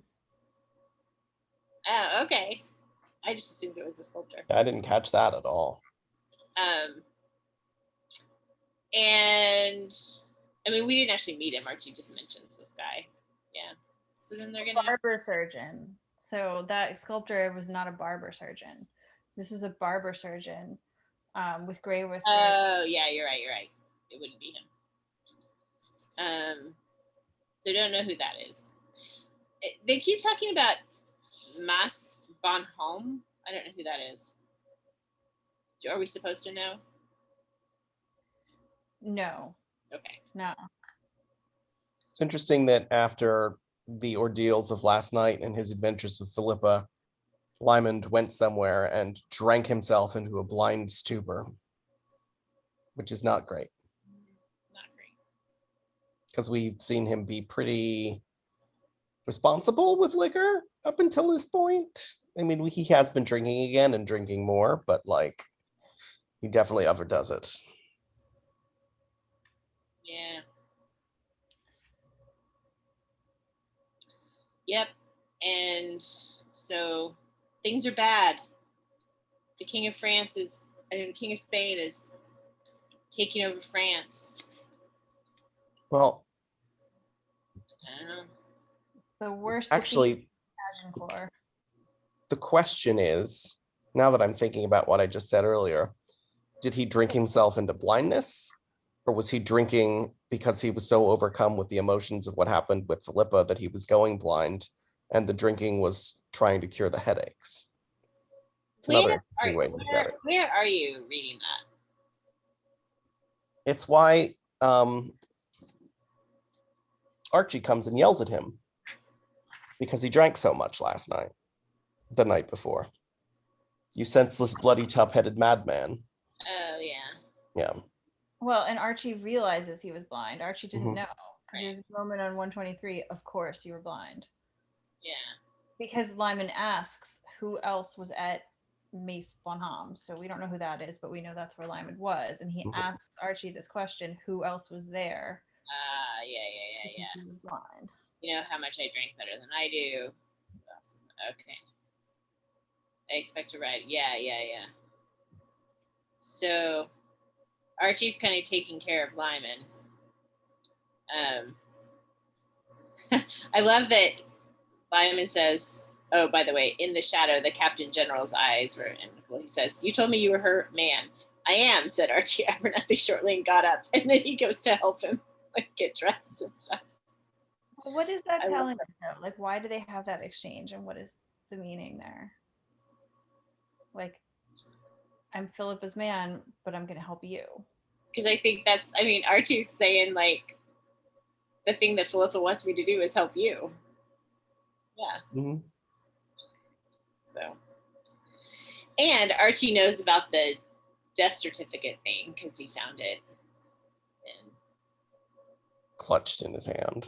Yeah. Which might have been another reason for the headaches and the blindness. Yeah. Because he didn't really have time to really let it sink in while he was trying to save his and Philippa's life in the chase through the streets. Why is Lymond so curious? He asks Adam who brought me home, and then he asks Archie who else was there. Does he just not remember any of it? Yeah. Why does he want to know? I mean, if he has blank spots in his memory, that seems reasonable. Does he want to know if it was Philippa? Like, is he worried about what he said, or like if he doesn't remember? If he doesn't remember something from the night before. I think we'll see. I feel like this whole scene, this description of this night, is going to come back later, but I don't know what the significance of it is now. Like, it just feels like he was upset and drinking, and he was overwhelmed, and now bad things are happening, but we don't know the significance yet of that night. Why is the paper blood stiffened?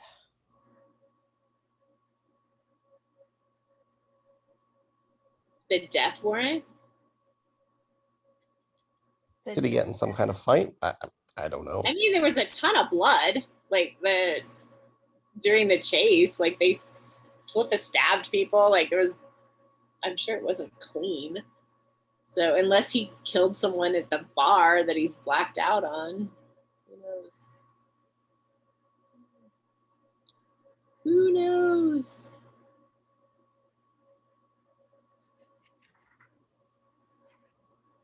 Because Lymond isn't injured that we know of, right? Other than his headaches. Is it? Did he get stabbed or anything? I don't remember. I don't think so. I mean, he might have gotten a scrape or a cut from the fight, but they didn't make a big deal out of it. I don't remember him getting injured in that whole sequence. He's just heartsick. Yeah. That's so sad. Yeah, if he did maybe he got injured at the bar. There's a lot of references to him, like there's a long delay before anyone is taken to speak to him, and then that he's been sitting in the same spot, not moving all morning, which could definitely be a hangover and migraine.